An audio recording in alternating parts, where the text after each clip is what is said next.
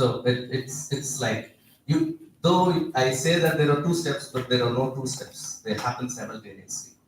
Um, so a new way of knowing alters one's very sense of self and reality in this particular sense. So, if I have to just give a small example and proceed to the next part of my talk, say for example, if somebody comes and meets me, who are you? Then I tend to introduce myself as I'm a professor of philosophy in Delhi University. Actually, I'm overemphasizing one of my roles as a human being and superimposing that to be the totality of me, which is a strange kind of thing, you know.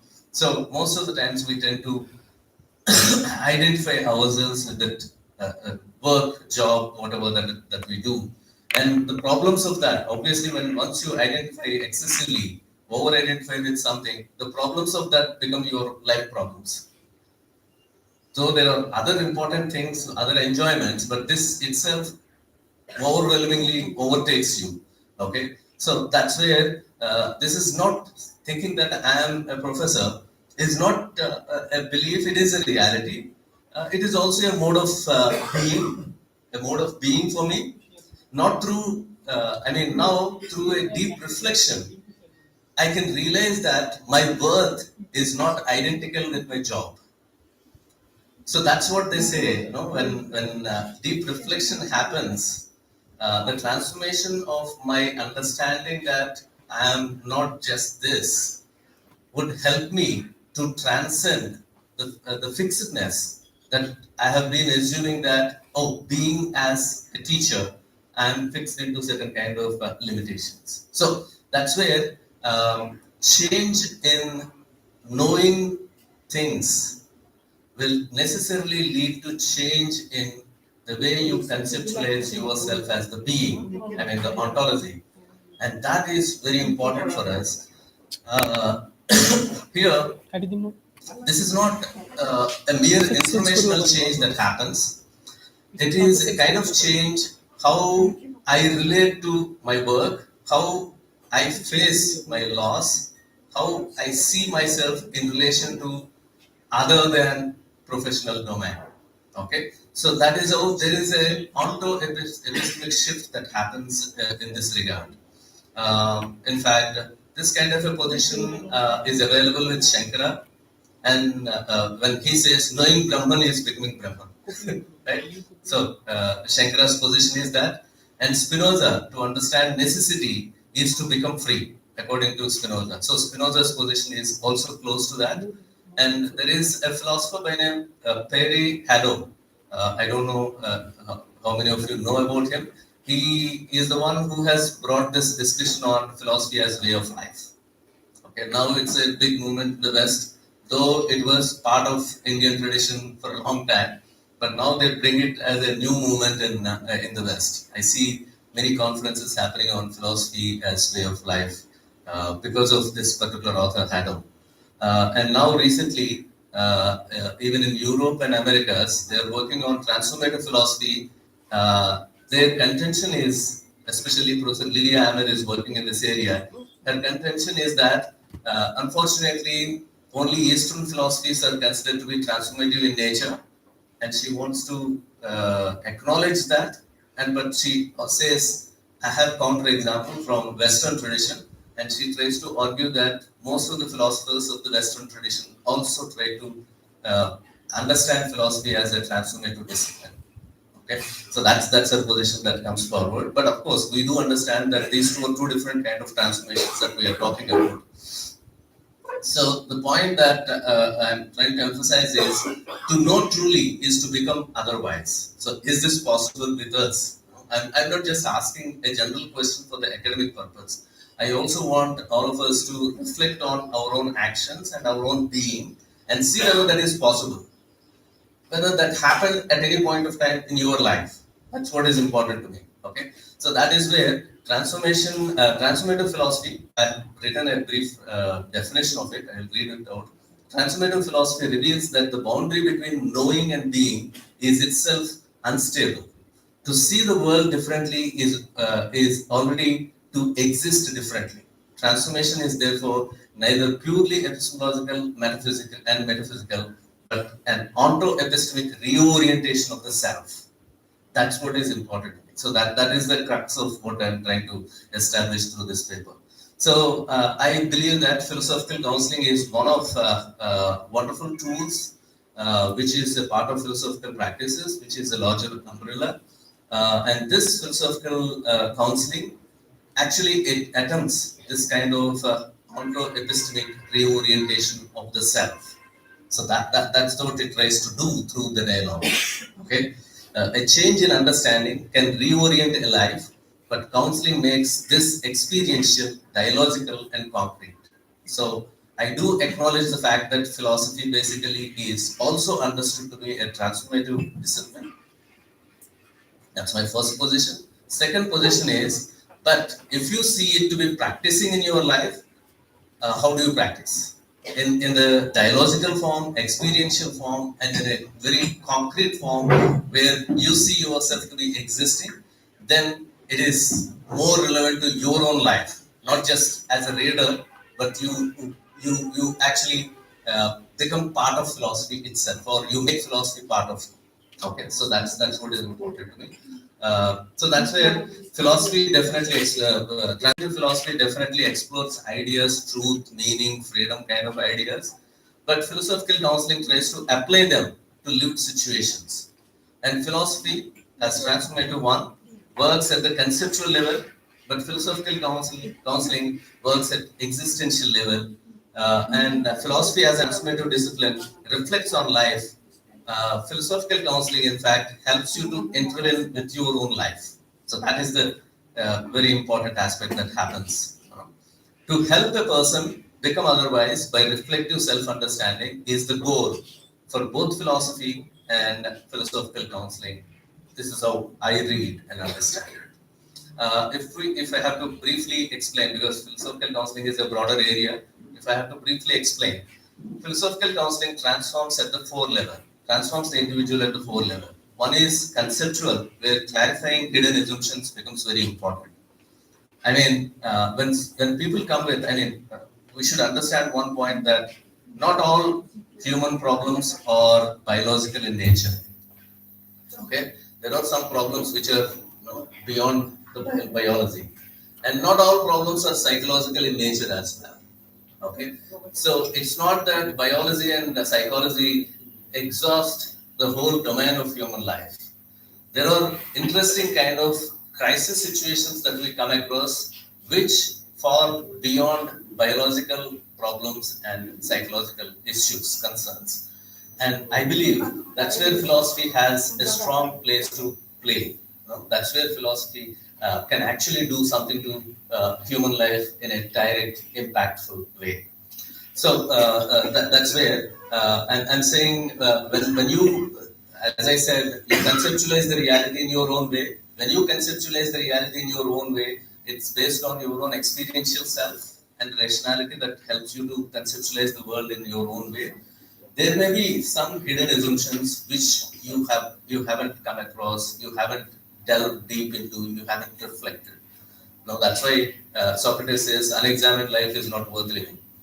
If you're teaching philosophy for so many years, and if you don't reflect on your own knowledge or your own practices, then it's not worth living, according to Socrates. It's a very, don't read it, take the hit of it, then probably we'll understand the impact of that. So that is how hidden assumptions with which we live or to be brought into what Professor Sebastian was saying yesterday, operative consciousness, I would say. It's operative consciousness is not completely, it's not an unawareness kind of one for me. I would say that operative consciousness also has to be at some point, you should be aware of it. I'm not getting into the transcendental consciousness debate, yeah. But otherwise, this is my own understanding of how do I relate it to philosophical practices. So, philosophical counseling basically transforms conceptual one, where clarifying hidden assumptions become very important because we live with a lot of hidden assumptions. And it also affects the narrative. reframing of life stories is one of the major concerns because many people tend to think that, especially now, recently I met a girl who told me that, sir, I am under severe depression. I said, what happened to you? So we had a discussion. Don't laugh. She is studying fourth standard, and she says, I am under depression. Now, how do you, I mean, even then I patiently sat with her and had a long discussion for an hour, trying to understand, I mean, the epistemology that we construct, the words that we throw, construct the epistemology around the society, and society absorbs it. Unfortunately, younger ones absorb that very quickly, and they start creating their own life stories in a particular way based on the social epistemology. That's so for me, social epistemology has to be seriously looked at and studied because that impacts the individual epistemologies. So this is where reframing of the life stories cannot happen unless you take this tagline of Socrates: "Unexamined life is not worth living." That's the tagline. Reframing of life stories become very important. That's how it's also a transformation of the narrative, self-narrative. It is ethical as well in the sense that realignment of the values is possible only through philosophical practices. This cannot happen with if you go to a doctor in general or if you go to a psychiatrist. Probably they will give you some pills as well. Because the problem is not purely psychological in nature there. And other important transformation that happens in philosophical counseling is existential. It reshapes one's way of being. So that is how once you have the knowledge becomes a part of you in such a way that you cannot but act in consonance with it. So that's very important for us.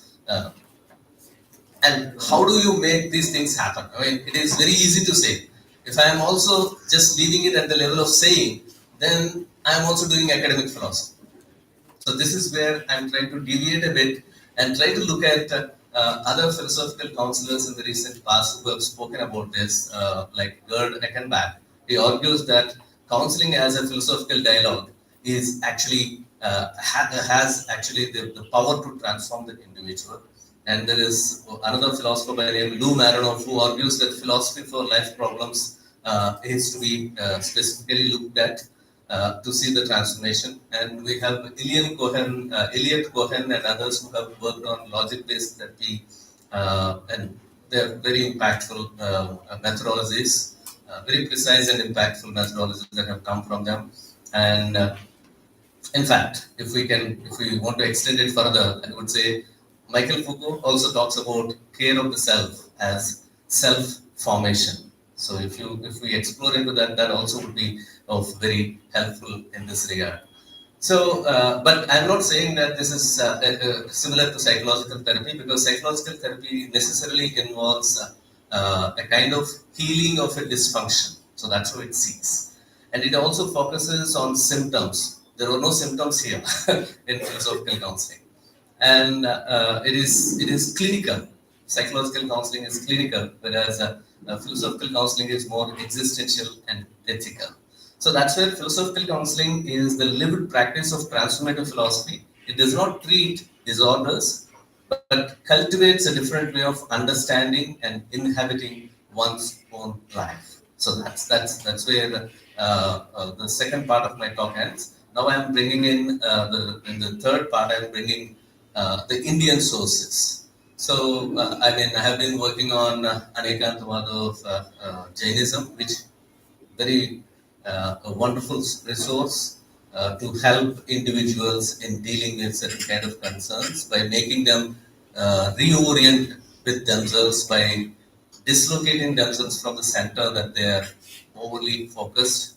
And I'm also looking at, in the recent past, I have been working on Panchadasi. Panchadasi is a wonderful text that was written by Swami Vidyaranya.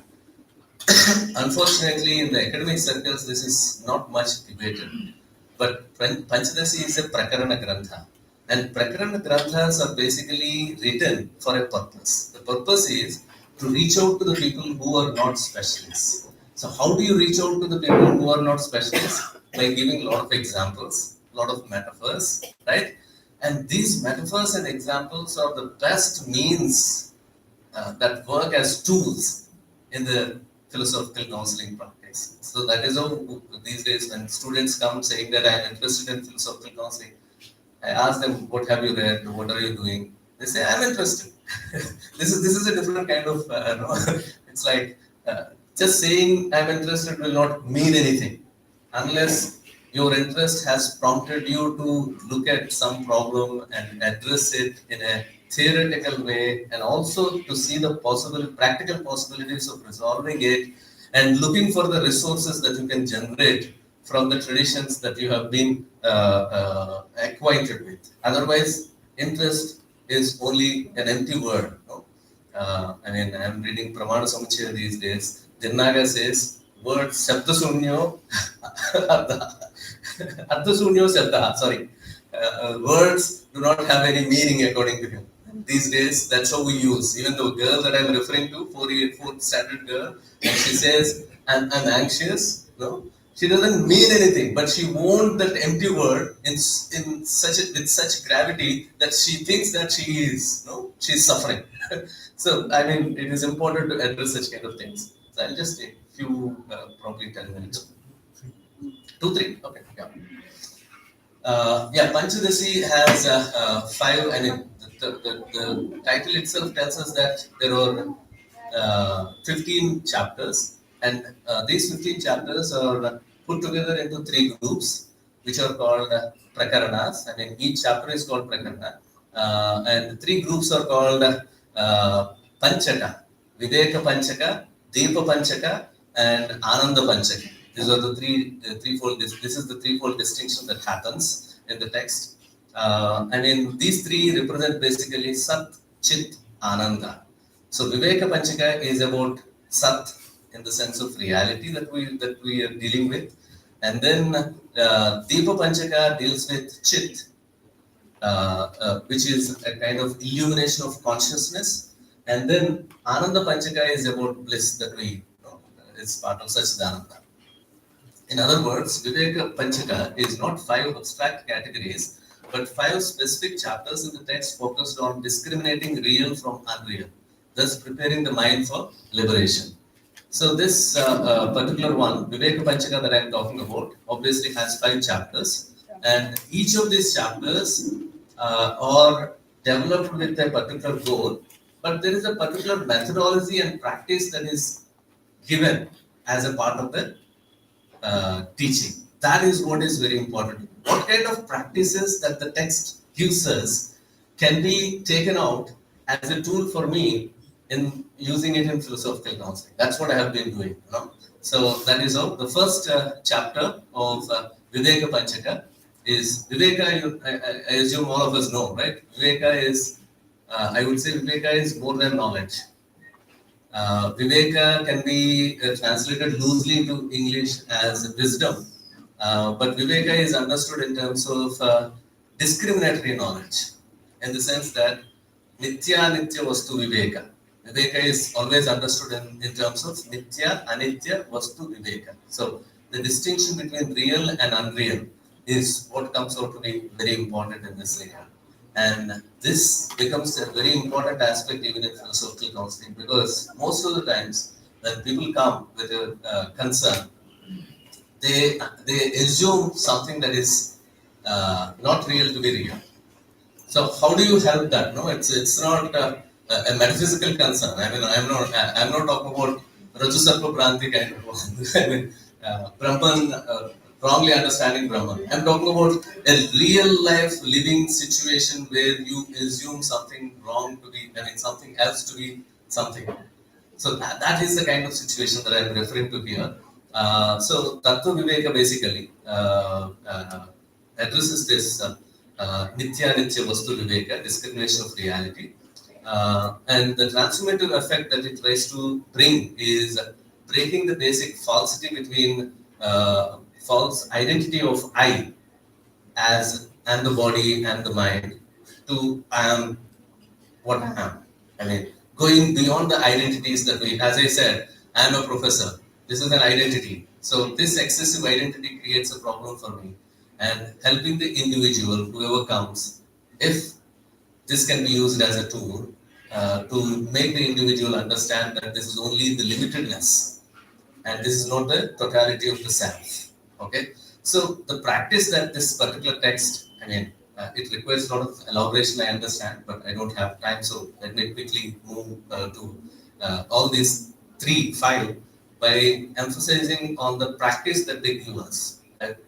For me, the practical tools are more important than theoretical basis. So, practice that this particular first Tattva Viveka tries to give us is reflection on witness consciousness and changing experiences. So, for example, if you start seeing your, excessively whatever that you are excessively identifying, if you focus on that, say, uh, becoming witness self, that helps you to make a distinction between that and you. And this witness self practice itself will have a huge impact. I have seen it. I have implemented it in some of my counseling sessions. When some people had issues, when we trained them to witness themselves, that really had a therapeutic impact on the individual. And similar is the second chapter that comes forward in terms of Panchabhuta Viveka, which is discrimination of five elements. But here we are not taking five elements. No? That's not my purpose, because I am using it in philosophical counseling. I see the methodology that was used. The methodology that was used to make this Panchabhuta Viveka possible for the individual is neti neti, not this, not this, of each of the things that you assume to be you. No? So this really helps individuals. That's the second one. Yeah, just three more points. And then the third chapter is Panchakosha Viveka, where Annamaya, Manomaya, Pranamaya, Vijnanamaya, Anandamaya, five Panchakosas that Taittiriya Upanishad talks about, are very well discussed. Actually, some people are arguing that this Panchakosha is not useful at all in many of the aspects, and there is not much academic study and use also in the classical texts. But Panchadasi uses this Panchakosha methodology very well. And the practice that it tries to give us is sequential intellectual negation plus awareness of the witness. That's what comes out in a very interesting way. And that's what I found to be useful for philosophical counseling. Similarly, Dvaita Viveka, discrimination of the duality. This is presented in terms of Athyaropa Apavada methodology, where you impose something, superimpose something, and then you make people understand that what is superimposed is not the reality, rather something else exists beyond. So this method also I have used it in philosophical counseling, which was very helpful. And finally, Mahavakya Viveka provides a methodology that all of us know, Sravana Manana Nitithyasa. This is a very loosely understood one, because people think that Sravana Manana Nitithyasa is basically accepting whatever is given without any questioning, but each step demands certain kind of questioning. Otherwise, you cannot move from Sravana to Manana at all without questioning it. The first step is, what is it that is being said? What is it that I'm saying? The second one is, do I accept what he has said? Third one is it available in my experience? So these are the three interesting levels Sravana, Manana, and Nitithyasa provide, which is also very helpful in counseling practices that I have been doing. So this is where I would stop. Basically, the points are Viveka Panchakam of Panchadasi is a methodological logic and practice section of Advaita Vedanta text called Panchadasi. It is designed to dismantle false identification that often we resort to.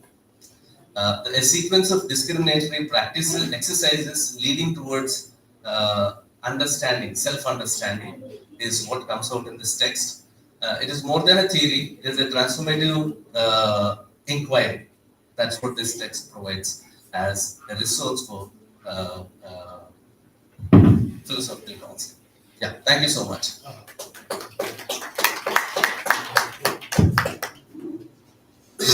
Well, Professor Ganapati, in short, has taken us in a new direction.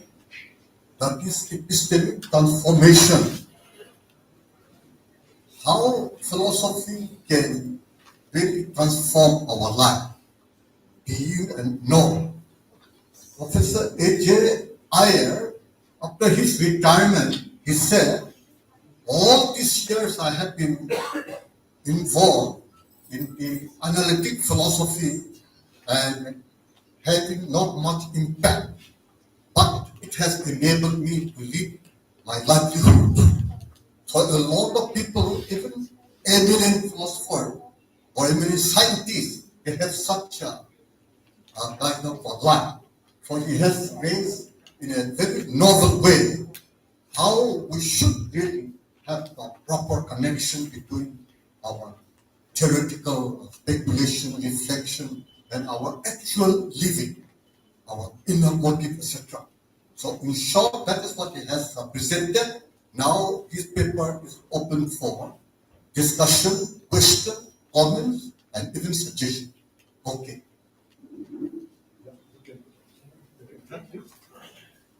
Can you? No, no, you can sit in. Uh, Respected sir, may I be allowed to make some observation on sir? Uh, I'm really thankful, sir, and obviously you don't know me, but I have been listening to you and I've been following you for long since my institutional student days. However, I'm still a student of philosophy. And I just want to share everyone that the very philosophical counseling for transform one's own self, which is somehow not available or not possible through only by means of biological therapy or psychological therapy. One example is I myself, because at some point of time in my early career, my ma'am knows and many other people know, I was in a crisis which may be a kind of a fear of missing out. And there, my problem I was wrestling with that many of my works, many of my ideas that have been rejected by some of the institutions. And for the very reason, while my talk, I have always referred to Lokkhida as my Margdarshaka. Because after some point of time, uh, suddenly my works started recognized. And I was happy at that point because I did not know, I did not examine exactly the points they are referring to. I have never asked the question, what is it for me to exist meaningfully? And whether exactly that is the thing what I am actually looking for. And when UNICEF hired me for their peace program, and the paper what I have presented, and I'm really grateful to Sir and Dokita that you have appreciated my points. But since there were certain issues involving Google, the company as a whole, then many people all of a sudden started working with me, and they are ready to spend many funds and many things on me. But now then I realize that this is also not the thing that I actually longed for. And there was the problem I was suffering from until Lokkhida taking me the refuge. That was a bewilderment of situatedness. And that was again something literally on record. I have that prescription also. My psychiatrist told me that this is not a case of pure psychiatric therapy. And of course, if anyone can understand that was not a biological problem as well. And I then just dive on Lokhida's feet. Lokhida then started assigning me some tasks in different ways, which I am not going to mention. But then now I am in a position, the moment I ask myself, what is it for me to do something meaningfully, exist meaningfully, I somehow, for the method without knowing that I'm following your method, but somehow I can choose certain methods, choose certain things, decide certain things to do and not to do. And most of the cases, following your very basic principle that you have talked about, no, this is no. Niti niti. No, this is no. And that thing, I don't know whether knowing or unknowingly, Lokita imposed on. And so I am perfectly, I can relate your thoughts. And for others, this is really, if someone wants an example, I am the example. Thank you, sir. All right. Any other? Yeah, please, Professor Sebastian. Really enjoyed your talk. Well, Incoming calls from new Badal Cypher by identified by Truecaller. having said that, I have one or two issues to talk about. Let me come back to my favorite positions. Ramisha, Kena, Kata, Rakadarniga, Chandogia. Let me take two examples from two positions. One is the Rakadarniga position. That is the Activalkia's, the question asked by my great Activalkia. What is that by knowing which everything is known? Is it this? Is it this? Not this, not this. Neti, neti. Then we have a beautiful example from, Chandogya Upanishad, Udalagayatri.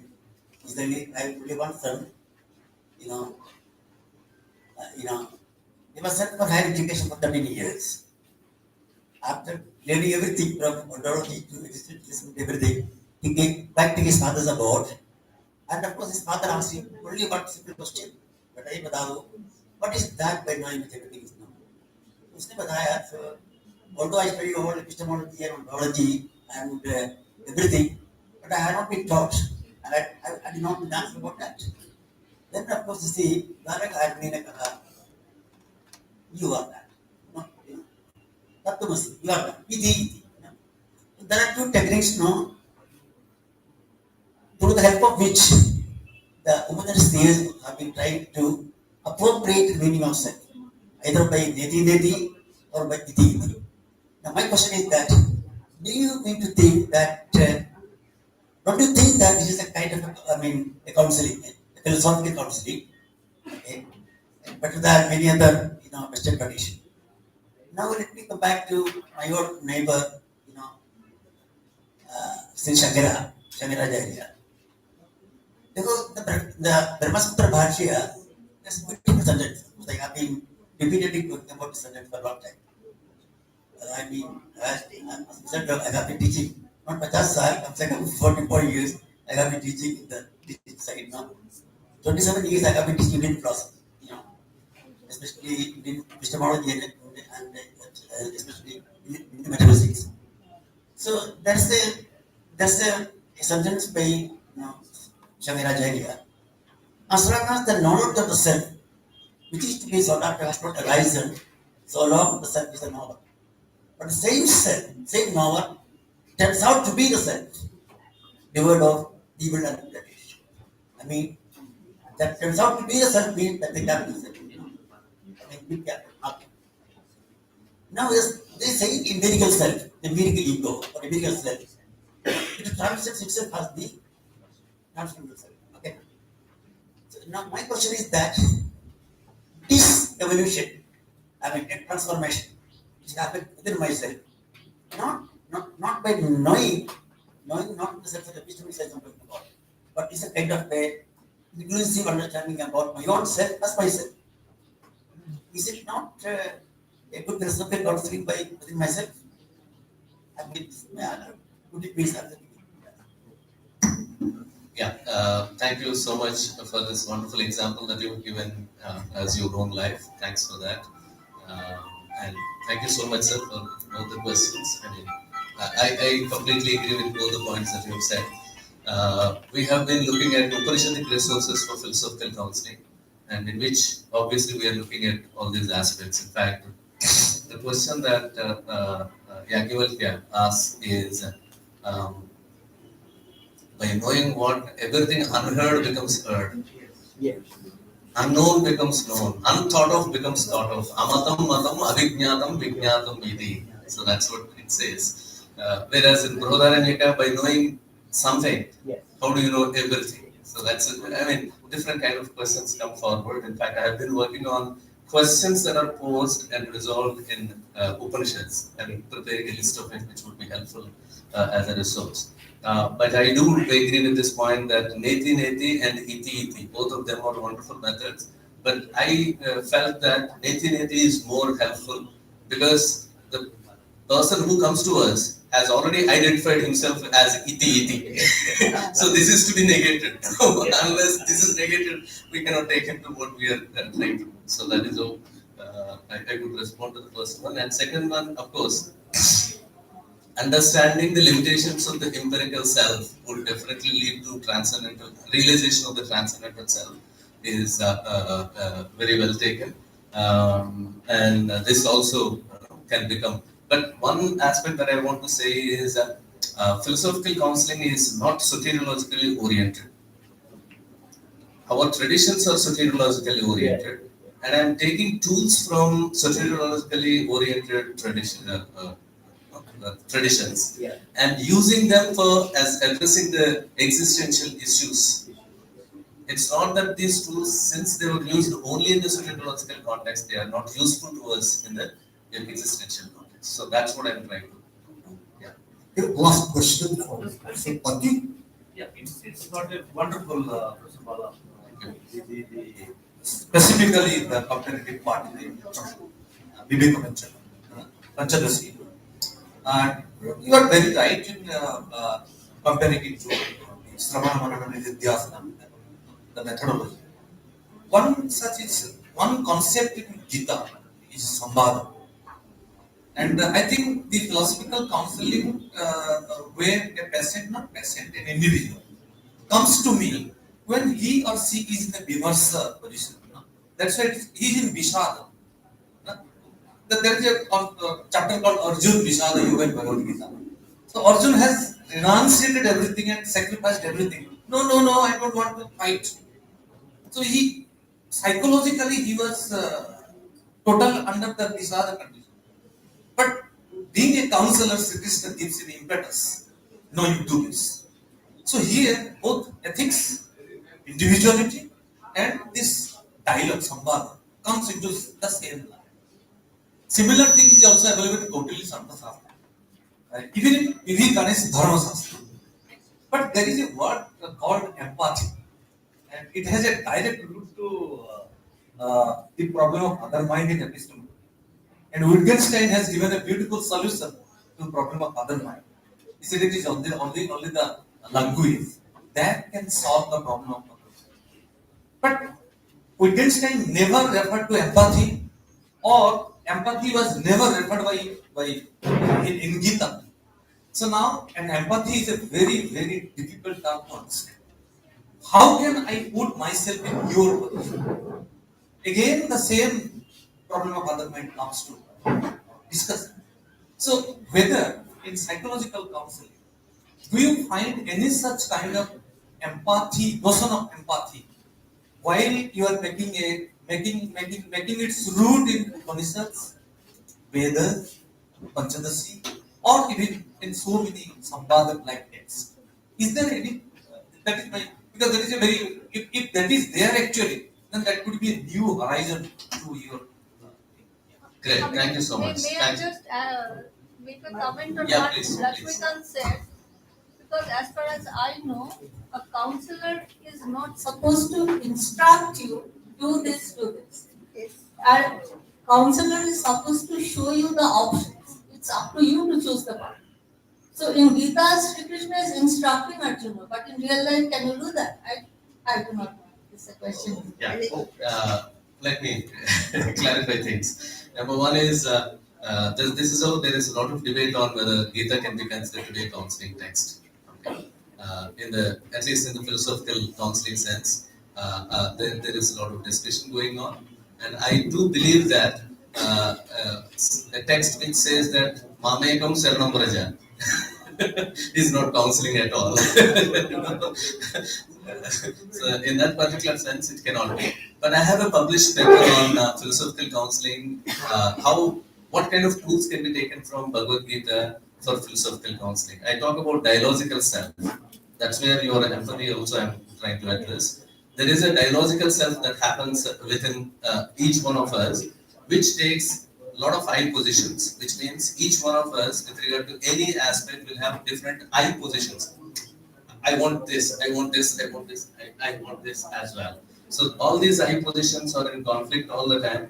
For example, if you look at Ravana, there are a number of I positions that he takes that disturb him and which make him to choose the wrong one. So how do you come out of these I positions? I looked at Bhagavad Gita and how Krishna helps Arjuna to address these different I positions and come out with one authentic position.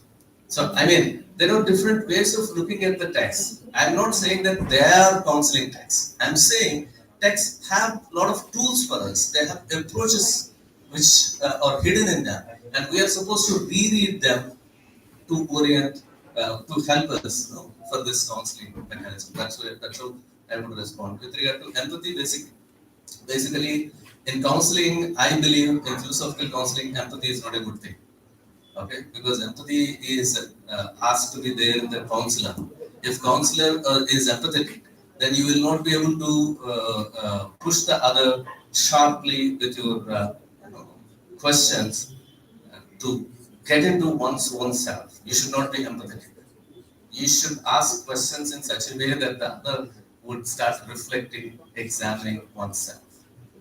If you are considerate, then it is gone. Counseling cannot push it. That's my view. Thank you so much. Thanks.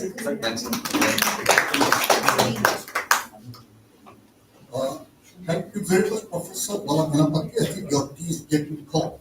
Yeah. Replace the tea. Now we come to the next speaker, that is Professor Vikram Singh Firola.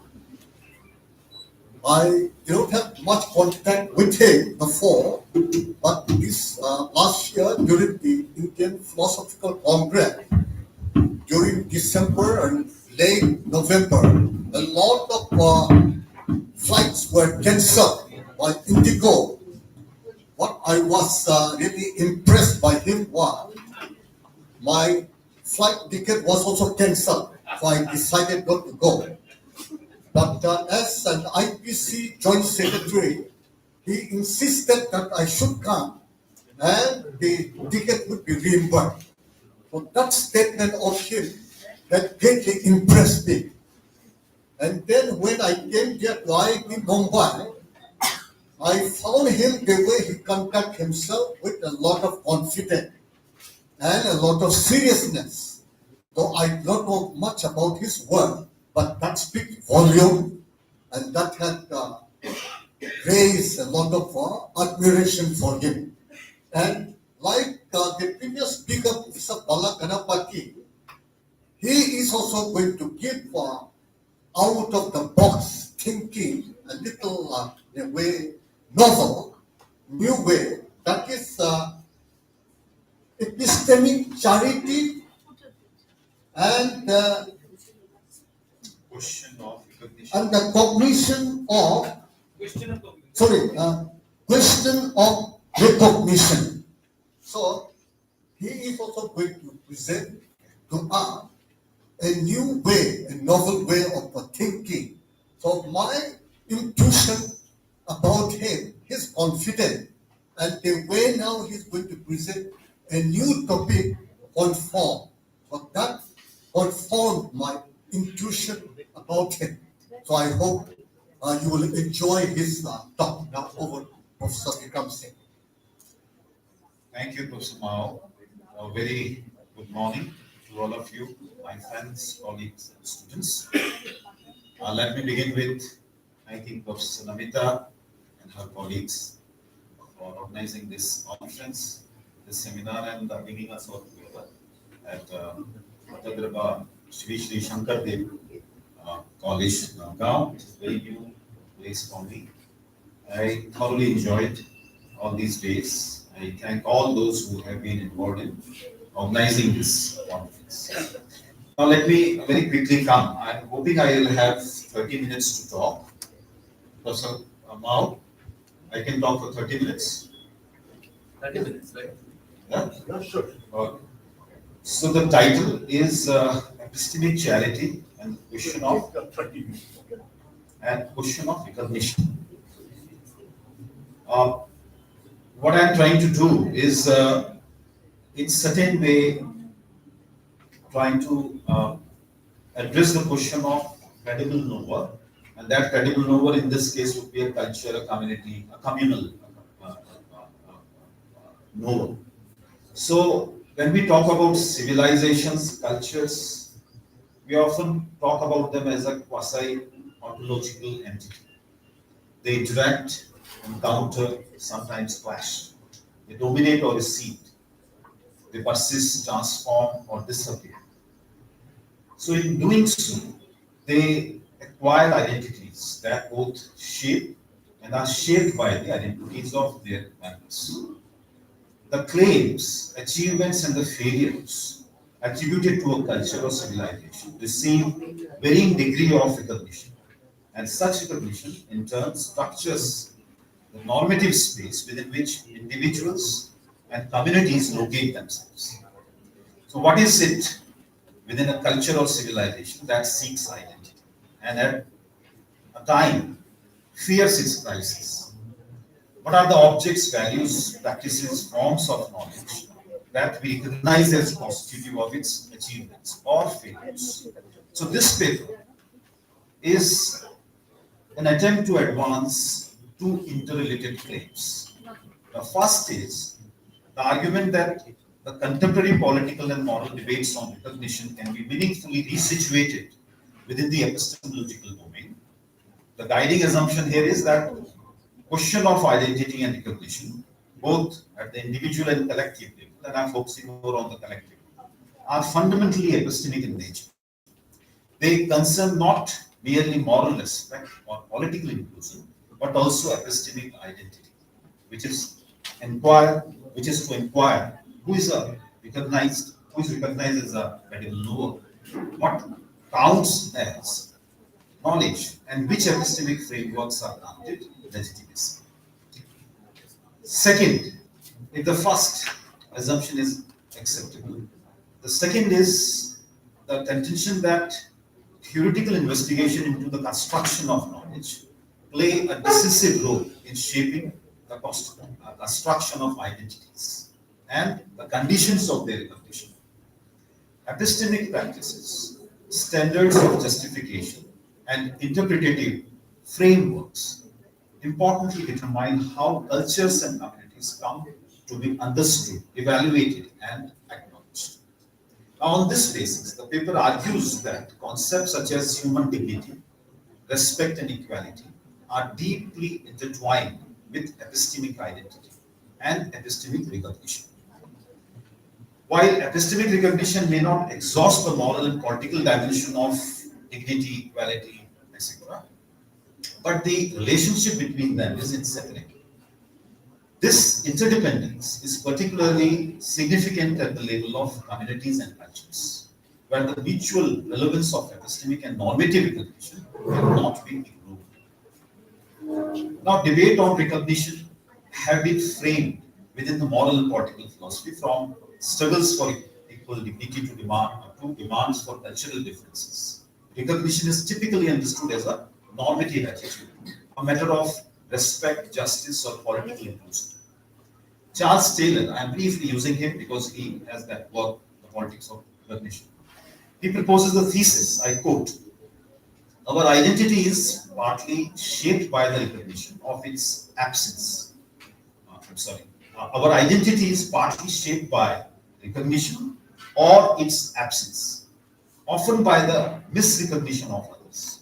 And a person or group of people can suffer real damage, real distortion, if the people or society around them mirror back to them a confining or demeaning or contemptible picture of themselves. And the worry is about non-recognition or misrecognition, which may inflict serious harm in in form of oppression, what he calls imprisoning someone in a false, distorted, and reduced mode of being. He supports the thesis by citing the case of women in patriarchal society, blacks in white society, and the case of indigenous colonized people. They are induced to adopt a depreciatory image of themselves. In fact, in some cases, such picture gets internalized by the concerned people themselves. Rejecting high-minded moral absolutism, Taylor proposes a moral ground by invoking a moral sense, where due recognition is not just a courtesy we owe to people, but a vital human need. It includes permissibility for each of us to be human in our own way, but in imitation of anyone else's life, not in imitation of anyone else's life. That is what can strictly be called being true to myself, leading an authentic life. These are his expressions. He writes, such originality can be articulated and discovered only by us. I propose here to take a step back and resituate the concerns of recognition, authenticity, and originality from moral discourse to more fundamental epistemic discourse. Insight is drawn from the literature on social construction and other literature in social epistemology. I won't have time to go too much of detail, and I have not also developed too much on this. This is the working paper. But so it will be more of painting a little more with a broad brush. It's a claim that knowledge is not autonomous, particularly the claim of modern scientific knowledge, we can always say. It is not based upon universal principles of rationality, but rather tied directly to social interests and conditions. Here I am referring to the works like Social Construction of Reality of Berger and Luke, the construction of social reality, Search, one can quote many other works of the sociology of knowledge. So there is a lot of meaning in arguing for leniency, charity towards others' way of knowing, or equality of all ways of knowing. Celebration of differences of non-Western, non-masculine, non-modern, non-capitalist cultures around the world is essential for recognition of individuals and societies. Such recognition can be guaranteed only if there is a recognition of alternative epistemic frameworks and claims about comprehending the world. It would enable modern science to recover more humane, peaceable, and ecological value, presumably exemplified by the narrative, natives, tribals, women, non-Western, non-modern culture. This has been some of the words.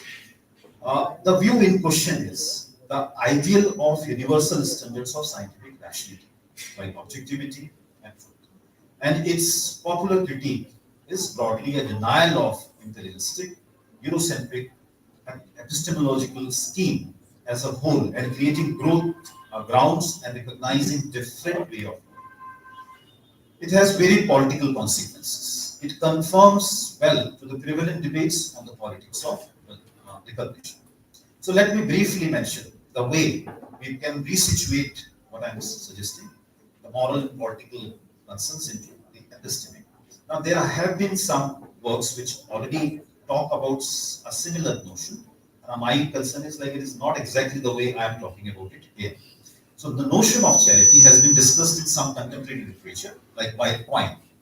In 1969, he describes a principle of charity, a phrase which was originally coined by Neil Wilson.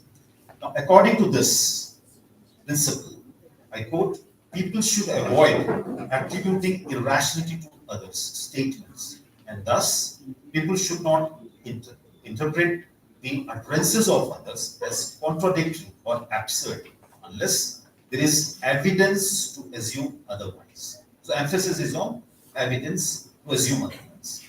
Now, for example, to make it simpler, in Mahabharata, if we say, I mean, most of us know it, Yudhishthira declares that Ashwathama had, right? So Ashwathama is dead. Now it is reasonable to assume that Ashwathama denotes an elephant used in the war. But understanding him or misunderstanding him to be the son of the Macharya led to a lie or absurdity. In line with the principle of charity, the the listener should be, what Wine is saying, listener should be by default assume the following, the appropriate meaning. If there is a mismatch, it is not. So that is where exactly his whole idea of this evidence to assume otherwise lies. Now this is an epistemic assumption that people should not judge people to be irrational unless they have an empirically justified account of what they are doing when they violate normative standards. Now, other thinkers, Thagard and Spett, they also describe, drawing from this, a different degree of commitment to principle, this principle.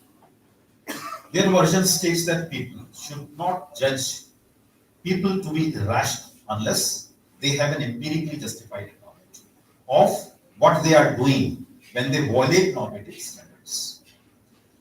Now, almost in the similar line, Daniel Dennett, 98, also have argued about the principle of humanity, where he says that others will have the propositional attitudes. The propositional attitudes, one supposes one would have oneself in their circumstances. But we are talking about empathy in certain sense, but this is about propositional attitudes. Now, what I am suggesting here is that these concerns are also normative, but what I am concerned about is a normative ground of charity, not exactly talking about placing oneself in those circumstances or sharing the kind of evidences. So this normative ground of charity, and find these accounts focus and see that these accounts focus on the assumption of arriving at shared common empirical grounds and the possibility of a translation. Given the assumption that we all share the same rational capabilities, right? And what is rational capabilities? We already have a particular understanding, a universalized understanding of it. So I'm proposing to reflect upon the normative ground for such propositional attitude or shared justificatory account, along with the question of recognition.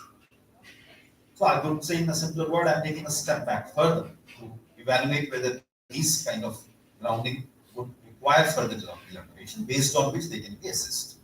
The crucial question for me is the enormities in which such conception of recognition can be extended charitably to epistemic claims by diverse individuals or groups. Even if such charity or leniency is desired for recognition, is it also tenable for alternative epistemic claims and epistemic identities?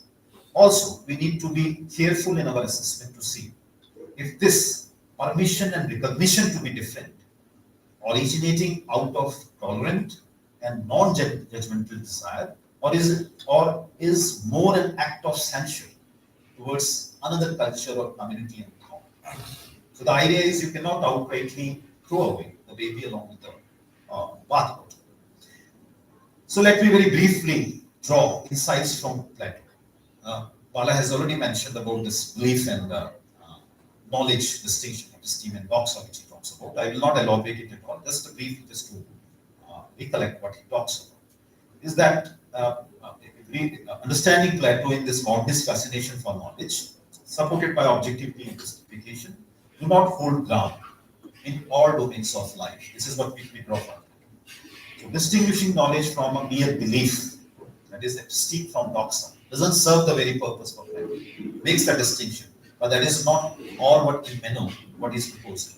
So Plato speculates on the nature of virtue in his dialogue, but makes a startling remark at the end of it, that true opinion is as good a guide to correct action as knowledge. Then right opinion is not less useful than knowledge. So when it comes to usefulness, there is no serious or no difference between knowledge and belief, opinion, true opinion. As he says, why knowledge is more honorable? Because he makes the distinction. The honorability lies in, put it in a simpler word, stability of knowledge, what he otherwise calls recollection, fastening it by chain. This is his expression. Because knowledge is more stable, it stays that it can be retained long. So in social epistemic framework, if you resituate Plato, then Plato's recollection may be replaced with individuals' predispositions towards sociality. The bounded nature of knowledge remains the same, and so is its abiding character. Because Plato stresses upon this abiding character of knowledge. Not only it is possible to recollect. Now, Plato's claim is that the stability of knowledge makes it more valuable than true opinion. Further, when it comes to finding the right guide for man, Plato agrees that knowledge and true opinion are at par with each other, none inferior to other. He makes the whole dialogue more ingenious by proclaiming that knowledge is not looked for to be our guide in political life. He writes, statesmen must have guided states by right opinion, which according to him is in politics what divination is in religion. He concludes his dialogue by puzzling us further when he says, diviners and also prophets say many things truly, but they know not what they say. So it only qualifies for true opinion.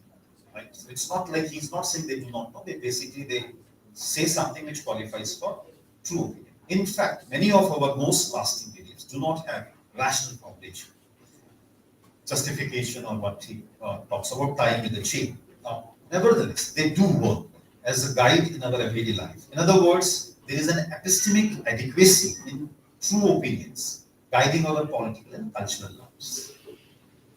By saying so, Plato does not diminish the contrast between knowledge and belief. Instead, as I understand him, he compels us to think whether such contrast really needs to govern our conception of knowledge in all spheres of life.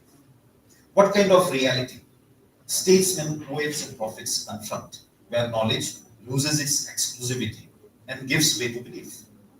The more pertinent question now is how to evaluate the truth and falsity of popular beliefs. Is such evaluation desirable or practicable? We can also ask, will a belief sound truer than others just because it is popular? Cluster of theories in the recent times grapple such evaluation.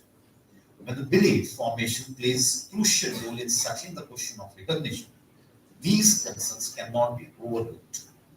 They need detailed analysis. Knowledge is not something static and invariable entity. It originates, grows, and is maintained in our activity, which are guided by it. To say that I know something is to claim that I'm acting in accordance to it, or I'm at least capable of acting in accordance to what I know. To have a comprehensive understanding of the nature of knowledge, it is crucial for the discipline to undertake the process by which knowledge in a society develops, transmits, and is maintained in social situation. In other words, in order to inquire into the social dimension or construction of knowledge, discipline has to concern itself with the analysis of the social construction of reality. So, what for us is the object of knowledge? Is it constitutive of our cognitive experience of the world, or something which exists prior to it? Is it not that the object of knowledge and the knowledge itself emerge together? I think many of you have already talked about this. So, the very element which constitute the object of knowledge are also constitutive of knowledge. In other words, to decipher the construction of the world is to construct knowledge. Now, Berger and Luhmann suggest for inquiring what people know as reality in their everyday lives, which is non or pre-theoretic. Focus must be on the idea of knowledge that constitutes the fabric of meanings, without which no society could exist. Everyday life presents itself, they say, as a reality interpreted by men and subjectively meaningful to them as a coherent. Such reality is taken for granted as reality by each members of the society in conducting their individual lives meaningfully. It is a world that not only originates in their thoughts and actions, but is also maintained as real by these. Any attempt to understand the foundation and nature of knowing must take account of this everyday world, which gets constructed in our intersubjective interaction. So knowledge gets continuously constructed and defined in the objectivation of the subjective experience, the first person into the second. In this intersubjective shared world, such process of objectivation of our subjective experience is made possible by the availability of a common language which is grounded in our everyday life. In some way, every act of mine in this intersubjective shared world reorients me from my subjective experiential domain to the temporal structure of everyday life. With even a simple act of walking, uttering, touching, and looking at someone or some object like my watch, I enter and re-enter the reality of everyday life. That is how one understands this very idea. Now, it is in this interaction my word gets constructed along with my knowledge of it. So, to enter in a society is to imbibe predisposition towards sociality. Such predispositions and participation on the part of the individual involves internalization of that which society makes objectively available to us. It is a prerequisite to share and find others' existence and intersubjectivity meaningful. It is a mutual identification of shared situations. Now, proposals of sociology of knowledge well articulated the significance of social context that gives rise to a system of knowledge in our everyday life or as a specialized technical branch like science. Now, its relevance is augmented in the present context where the issue of identity and recognition of culture is at the center stage. It extends the sociological inquiry from studying the condition of production of science to investigating and explaining the very content and nature of that knowledge. They argue for symmetry between modern science and any collectively held belief in terms of their status of being rationally justified. It would be a very legitimate inquiry in both the contexts to look for social causes for explaining why they hold the belief they hold. Their emphasis was not essentially identity of things that others would hold separate. Instead of clinging to the dualism of true and false, rational and irrational beliefs, these programs propose for symmetry in the style of explanation. The argument is the same type of causes would explain, say, true and false belief. For example, in a traditional therapeutic practice, it's a commonly cited example of medicine. In a society, may not be effective treatment of illness if compared with its alternatives in modern medicine. We have very commonly come across this. But it doesn't make the former irrational and false as long as the said practice upholds the metaphysical assumption of the society. Now, believers of such practice has no less rational reason than those who believe in the other. Interestingly, those who believe in modern medicine has no less social reasons. Recognition of one over the other needs to be evaluated in their respective social context, not in terms of one being truer and rational in practice. Now, people in both knowledge systems are equally close to nature and equally embedded in society. Now, they can be charged here that it leads to a kind of relativistic catch, but there are a lot of responses which I have already given. Now, Goldman, I briefly use it, emphasizes that knowledge, especially the testimonial, depends upon background presuppositions of sincerity and competence. Now, hearers must assume, at least diffusively, that speakers are telling the truth and are epistemically competent. Now, these presumptions instantiate epistemic charity at the level of everyday epistemic practice. However, Goldman also acknowledges that credibility assessments are socially conditioned. Epistemic agents rely on socially available indicators of expertise and reliability, which may systematically disadvantage marginalized groups. Now, from the perspective of recognition, this reveals how failure of epistemic charity can become structurally entrenched, producing enduring forms of recognition. Now, all people, Western or non-Western, modern or pre-modern, interact with nature in attempting to explain it by bringing their culturally transformed, socially embedded conceptual schemes.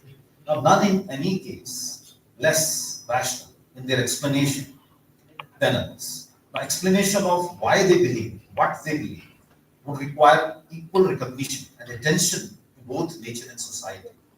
In both cases, regardless of the truth and falsity of belief, So I reassert the claim that ascertaining epistemological egalitarianism of a kind, I mean, the system is currently used, but a kind of egalitarianism would attain equal recognition of all societies. Folk beliefs are brought to the same level as scientifically attested. In both the cases, people and their practices, rituals, get equal recognition in terms of having cognitive, competent capacities, interest, and purposes in acquiring knowledge. Both can be compared against each other. So these literature which I briefly cited, they resolve that people in all societies comprehend nature through equally socially embedded and culturally approved categories. Same external nature takes infinitely different representations, and there is no way of telling which is a fact and which a fiction. Now, let me conclude. It is urgent to recognize that knowledge, which aspires for universal appropriation and stability, can authorize our thought and action only in the social sphere, where it is more of a true opinion. Multifarious activities in our everyday life or in specialized sciences are interrelated and deemed to be so by a larger society and its reality. The very concept of knowledge, scientific or otherwise, involves an essentially communal element. So, re-enchantment of knowledge is possible only by recognizing this fact and incorporating the creation of reality, the very creation of knowledge in people's everyday life. Now, native cultures and their epistemic claims can be understood only from the insight. Now, that is complete translation into one's own discourse is impossible. And that is why I said these other perspectives are more focused on this translation. As Charles Taylor says, if all cultures, I quote, if all cultures have made a contribution of worth, it cannot be that these are identical or even embody the same kind of worth. To expect this would be to vastly underestimate the differences. So we can at most recognize different kind of contributions arising from different cultures as competing with each other or complementing with each other. Resituating Plato's dialogue in Meno in the proposed context, we may say wittingly that objectivation of the image of Daedalus, he talks about it in that dialogue, lies in liberating it from the bounds of individual human soul. In other words, the subjectivation of image of human soul is objectivized to make it its beauty and fruitfulness available to all. So it is in this attempt knowledge gets created in the intersubjective world. Its true recognition and stability lies in its ability to make the reality I live in a meaningful existence. If a true opinion is to qualify as knowledge, such objectivation is the only condition. Thank you.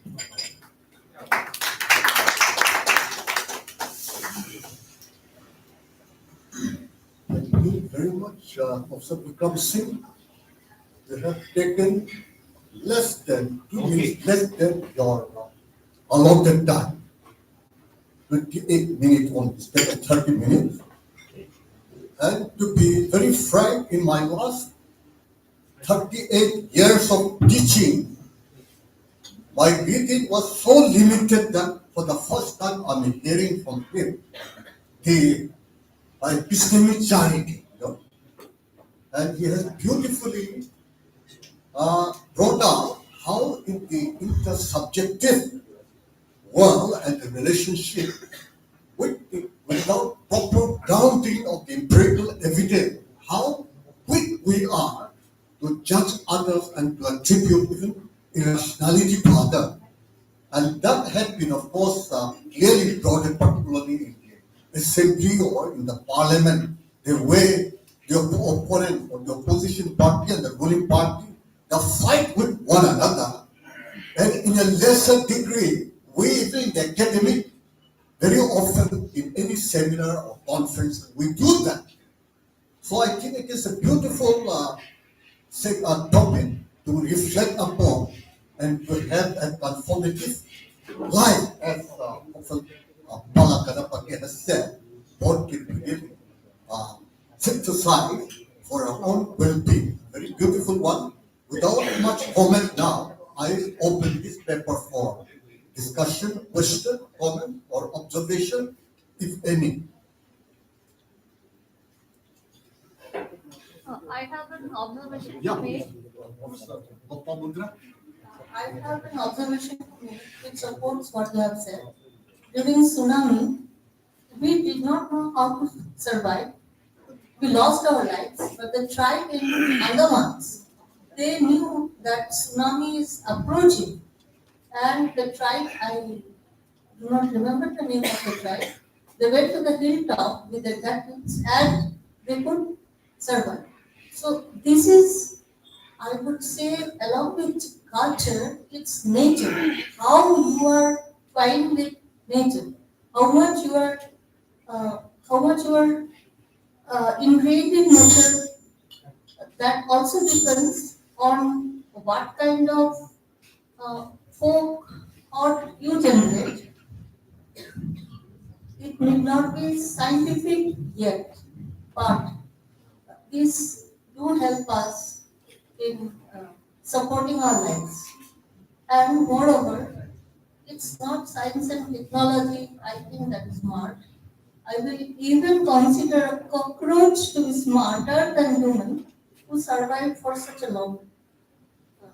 We know, I mean, how long a cockroach, the time since when cockroaches are with us. We are not there, but they are there. So the way to change themselves in according to the changing nature, possibly we are the worst. We cannot change our bodies, but we can change our thoughts. I think this supports what you say. Yeah, what you're saying is like, say the question which can come from here is that how we know the tribes knew better than, let us say, scientific prediction. Or if you extend it now to other species, you say cockroaches survive, have been surviving more, much more than any other life forms we see around, right, including. So, what is our assessment of it? Now, here the question is only the survival that we see as an evidence. That they survived because they knew when to escape the danger. So, is there anything else which makes us within their mode of prediction is what which we are talking about. Whichever way, let us say they predict it like by sensing the air. Yeah. There are people who say that they can sense rain. Now the point is like this is not a scientific method. So the point is not that the scientific method has no way to challenge it. The point is like, or also not that it has to be translated into, how they can sense a level of humidity and other wind direction, which other tools are not able to do in science. So the point is that they may have experience of the world and nature in which they have been living, not as an individual, but as a community. So that's what I am emphasizing more on community and culture. So that experience gets imbibed in the way of living. So there is a way in which that can be acknowledged. Yes. Charles Taylor is talking on those. But sometimes if we say that this illiterate farmer or tribe not really know anything about that, actually it's a superstition or something. That may be in some cases true, but that is where we are seeing the metaphysical system needs to be internalized in order to make this statement.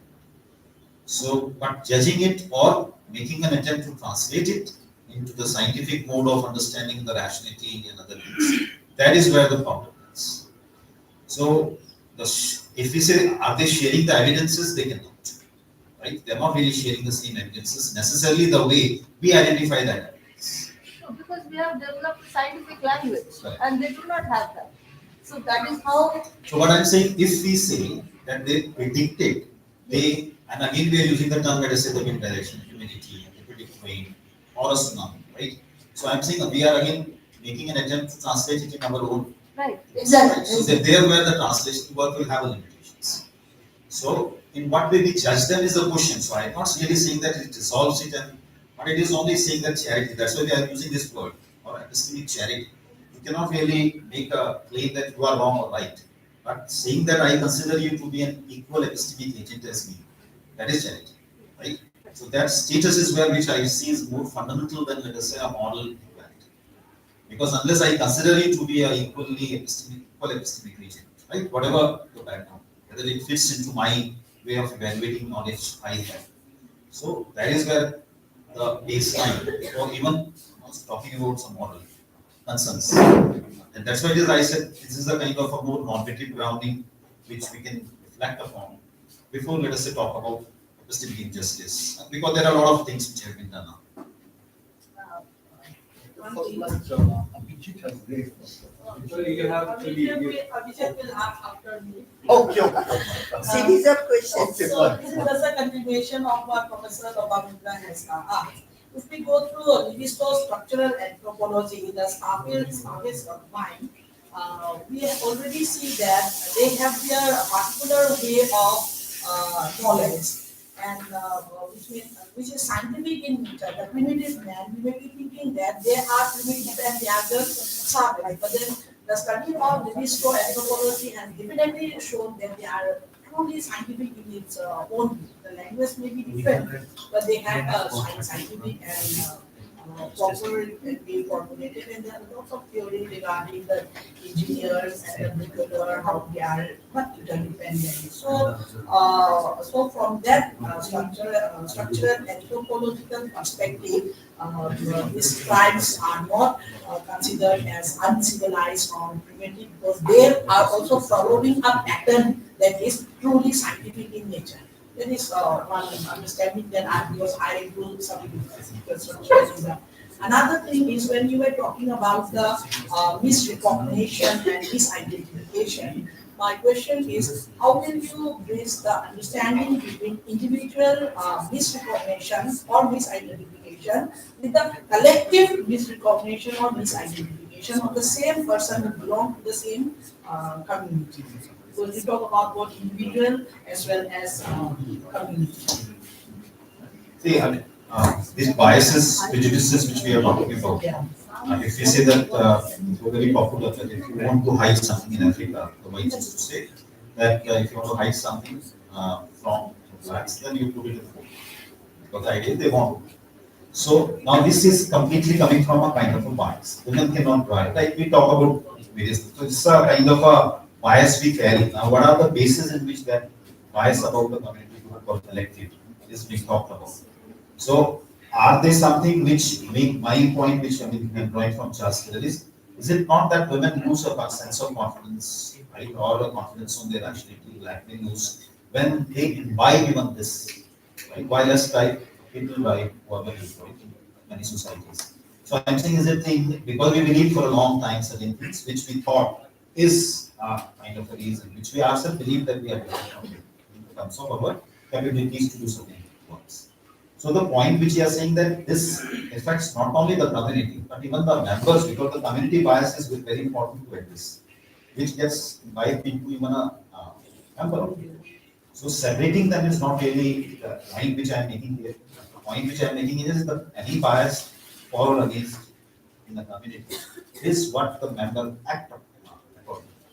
So is this something which we need to address when it comes to treating communities, cultures, or groups as epistemic equals, right? So there is a kind of a charity in this sense that it is not like sympathy, and that's what I said. Charity doesn't stand for that kind of an idea. The point of charity is simply to consider other to be equal, even if their way of rationalizing things, acting, or mode of living is very different and doesn't translate into my mode of thinking, rationality, or uh, practices. So the previous first question which you asked is this, that similar to Professor. I mean, the point is that how these differences can be really seen as having value.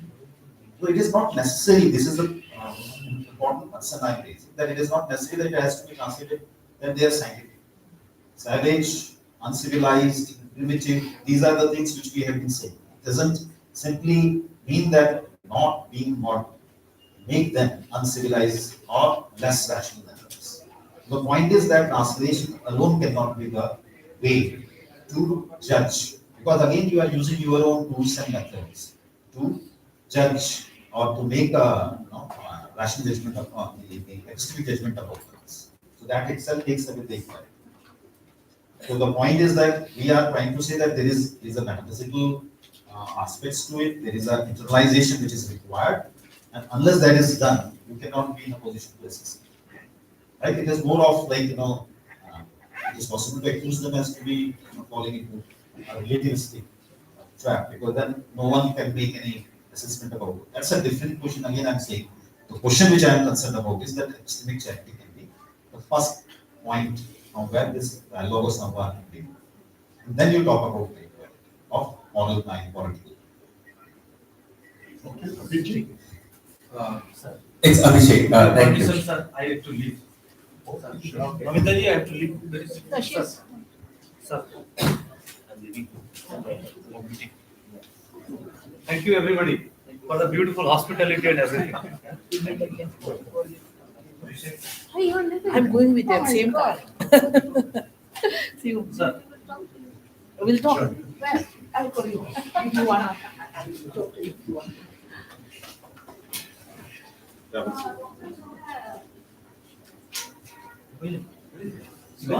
Bye-bye. Yeah. There are three, not three actually, two questions which show different aspects of, when two different groups, indigenous or traditional local knowledge systems and mainstream or institutional knowledge systems coming with that. The first to concern what anthropologist Anu Agarwal has called, drawing from his work, people have identified as the dichotomy of assimilation and division. Either we end up assuming that there is this unbridgeable gap or chasm between the local knowledge systems and indigenous knowledge, which you find in the writings of many anthropologists, or we approach the matter in a manner that makes one or the other what a different translation, but the attempt is to assimilate the good parts of a particular knowledge system in mainstream or institutionalized knowledge system. Philosophers of science have argued that this problem arises when we look at the problem from afar. So when we do not really get our hands dirty, when we don't adopt a naturalistic perspective. The other thing also, the thing that going from this conversation that we're having, we at times end up romanticizing communities. And this is again based on a reading of the local fisher folk in Kerala. Before a serious study was done, it was assumed that they have a knowledge of the where, when, how they come and go, and they base their fishing activities on that. But it is only when sociologists and ethnographers they went there and studied what actually is happening. It seems they have a mechanism in which they rely on these stories, but they also rely on IMD reports. IMD reports, they Institute of Meteorological Department. Indian Meteorological Department. So it is not the case that they are simply basing their understanding of it. This is a good time to go and fish based on these stories. They are also relying on modern scientific methods. So oftentimes what happens is that when we look at these things from afar, when we do not get our hands dirty, when we don't adopt a naturalistic perspective, we may end up romanticizing local knowledge systems. So it seems to me that these three issues which have been identified, or which these two issues that have been identified, of division and assimilation, and this further thing of romanticization, they could possibly be handled if we actually study in a more naturalistic spirit these systems, and then maybe the conclusions that we derive would be particular to these or this or that knowledge system rather than to all cases of such interactions. I know it's not really a question, but some of the things that I've been thinking about as I'm also working on some of these questions. See, the first point is very important because assimilation or division, this is where exactly we may fall into one of the trap. So, this is definitely a more complex issue when we talk about the differences. Now, this recognition would be fundamentally based on what? So, the basic philosophical debate is that moral equality is the answer.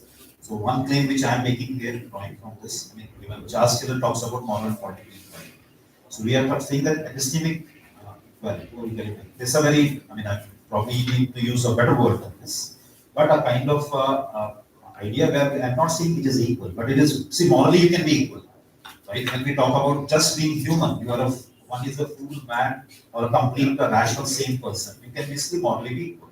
But epistemic equality presupposes that there is an equal rational capability, still rationalities in a way, certain common grounds in which we talk. So obviously there is not to be misunderstood as one and say. The point which we are making is that this charity has to be there. That's what the ownership, who has the ownership or who is more responsible. The one who is an inquirer, who is saying the tribal knowledge or who makes this judgment. See, if a tribe or a fisherman or a farmer is not talking about questioning scientific knowledge, then this question doesn't even really arise. But if we in the modernity have that drawback which many postmodernists raise, or post-colonial literature talks about, feminist literature talks about. The idea is that when this question is raised about dismissing things, there where the question of charity comes. So I am raising that point that epistemic charity at that level would probably neither fall on assimilation or in division, but more of identifying the differences, right? And this difference, because equality of in terms of moral would also talk about certain similarity, just being human. We are why human and cockroaches are not same. So we are talking about human species to be treated. Right? So that is where we are saying that there is a possibility of epistemic charity, which can probably more discourse on that may help us to create a ground, which will give a little more position that talking about the common translating grounds. Right? That is the first point which I am. So I'm not saying I'm really addressing the question much, but it's just an analysis of assessment. Yeah, you're right. Romanticizing community is there, right? As I said, like talking about tsunami, they predict air fishermen using certain tools or not. So obviously this reliance is there. But so the answer to the first question was they are not questioning, they are more welcoming and open. They have respect for that. So this question doesn't arise from it. We may romanticize, knowing or without knowing. The point is when we say that no, they are using methods which are should not be, they should update themselves. This is where we need to be a little more cautious. That is the point which I am. So, but let us say 15 days before a farm, there are many. India, I have come across people cited. They say that now it will rain after certain 15, 20 days before if somebody can predict. That looks like something which you cannot really say. It is only that how the sense. So there are ways in which certain methods can be simply accepted without making an attempt to translate it. Certain mode of thinking which we are used, right? And mostly, I think the modern science and modernity in general has made that straight. Yeah, thank you. Okay, thank you very, very much. All the papers are in a way slightly unconventional, and they are intellectually and morally highly engaging.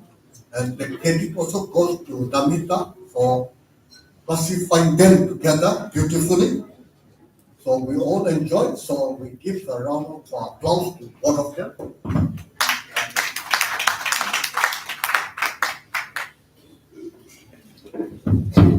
Thank you so much, sir, for your nice sharing the session.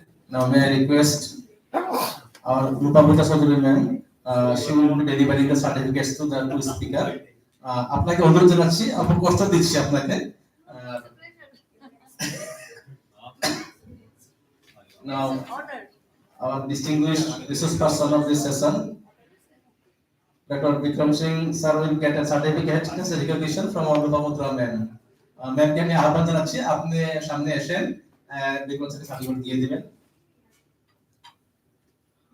Padri sir has left, but now I request Abhishek sir. We missed him. He was.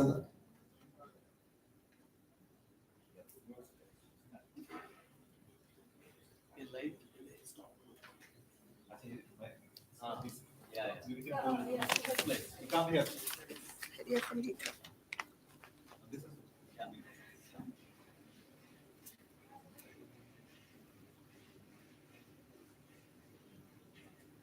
Now again, may I request Rupamitra Chaudhary ma'am to distribute one more certificate to the first speaker of today's session, Balagapati sir, Professor of Delhi University.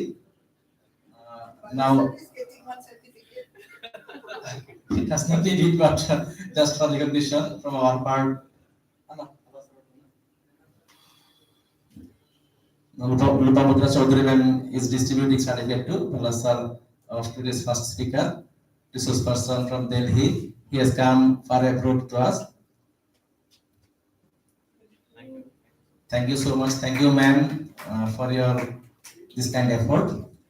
Now, before lunch, I would like to share one thing. Myself and Vikramji, we share the same soil. Myself and Vikramji, we shared the same soil. Because he did his masters from Rajasthan University and I did my MPhil and PhD from the same university. you were in the same boat. Yes. Thank you, ma'am. Now, before lunch, we have only one more offline academic session. This is the last session, offline session. Then after that, online session will be starting. Now, for this second session and last offline session, may I request Dr. Abhishek Kashyap sir to chair the session. Now, here is only 1 hour resource person participant, research scholar Jit Bush. He will be presenting his paper in this last offline session before lunch. So, may I request our Kashyap sir to take over the charge and to proceed the session. Thank you, sir.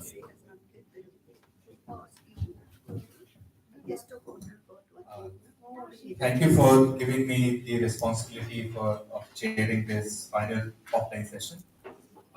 In this session, we just have one speaker, Jeet, and Jeet is pursuing his PhD from Guwahati University. He works broadly in around the debate on values in science. I am still looking for his. Okay, he does not have it. I was just speaking from what I know about Jeet's work. Jeet is in third year of his PhD.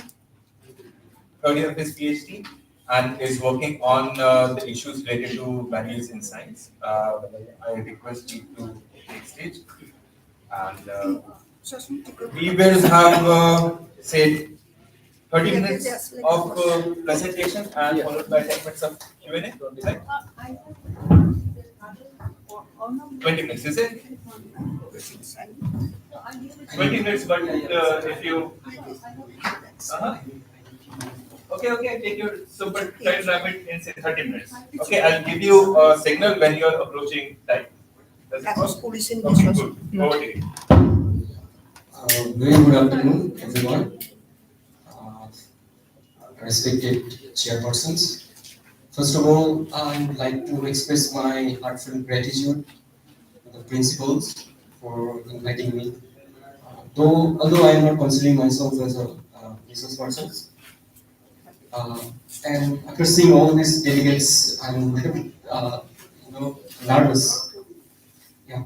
So my paper revisits the value-free ideal and seeks to embrace the view that scientific inquiry is unavoidably value-laden. Okay. So there are two prevalent views center around the questions whether non-epistemic values such as social and ethical values can have a role in scientific inquiry. And these two prevalent views are known as the value-free. One is value-free ideal, which is the idea that scientists should not concern about the social and ethical values, at least to a large extent. And the other view is value-laden science, which is the idea that the non-epistemic values are unavoidable and they are beneficial for scientific work. But before getting into these two views, I think it's very essential to have a very brief. I think it's very essential to specify the meaning in what sense the philosopher of science using the word values.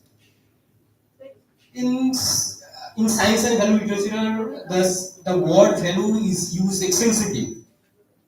And it is one of those elusive terms that philosophers of science often struggle to define. And despite having the flourishing literature on science and values, the central concept of values still remain ambiguous. In 2024 papers, Kevin Elliot's tries to categorize those values in four categories. Okay, so first is he says that values can be considered as a criteria or standard for choice. Is values can just it can we can consider the values as a criteria. So here under this first category, Elias put Thomas Kuhn's work, and Thomas Kuhn also considered the values as a criteria for choice.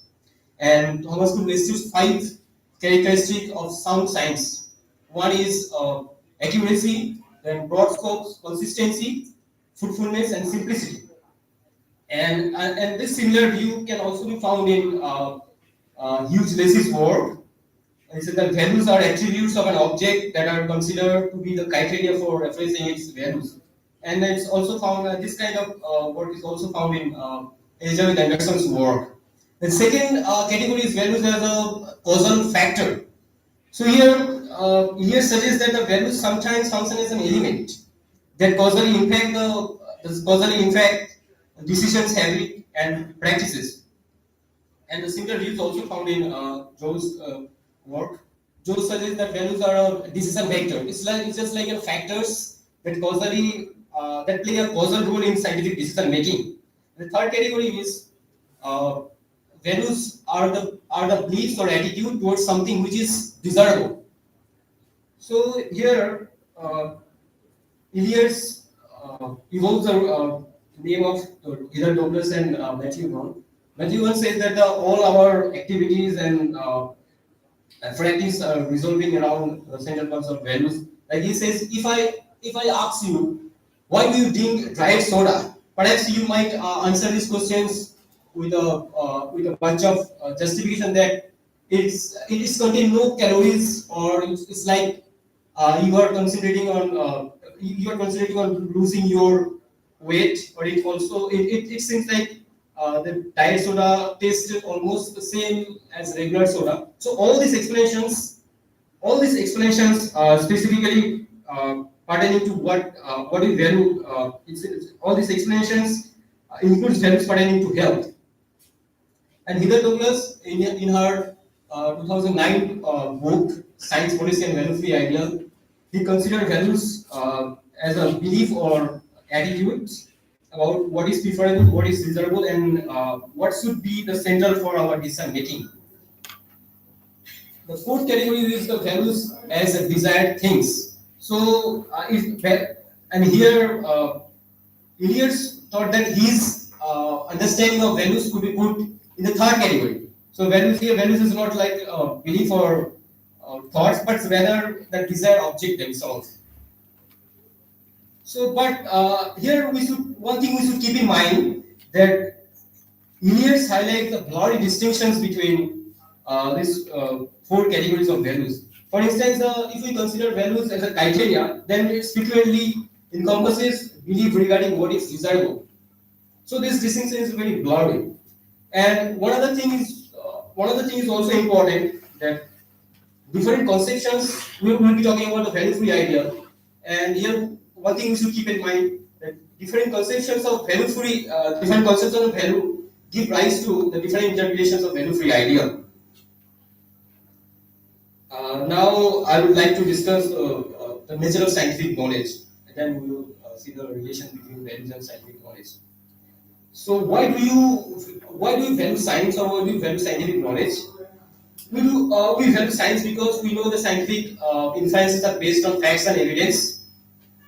Scientific research is critical. Scientists are debating all the time, all the time over many different aspects of doing science, and there is no claim. There is no claim about the critical framework permanently in science. Scientific community is open to all. If anybody wants to be a scientist, then he or she must come to the scientific community.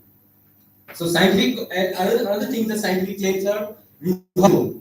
So and it's revisable, and scientific claims are always based on the new evidences. There is new method of gathering evidences. So no dogmatic attitude can be entertained in science.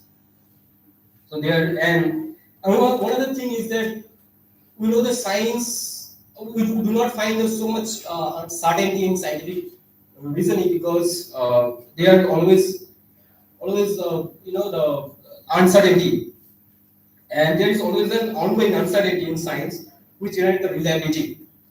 Though science is uncertain, but still science is considered to be the best source of knowledge. So for now.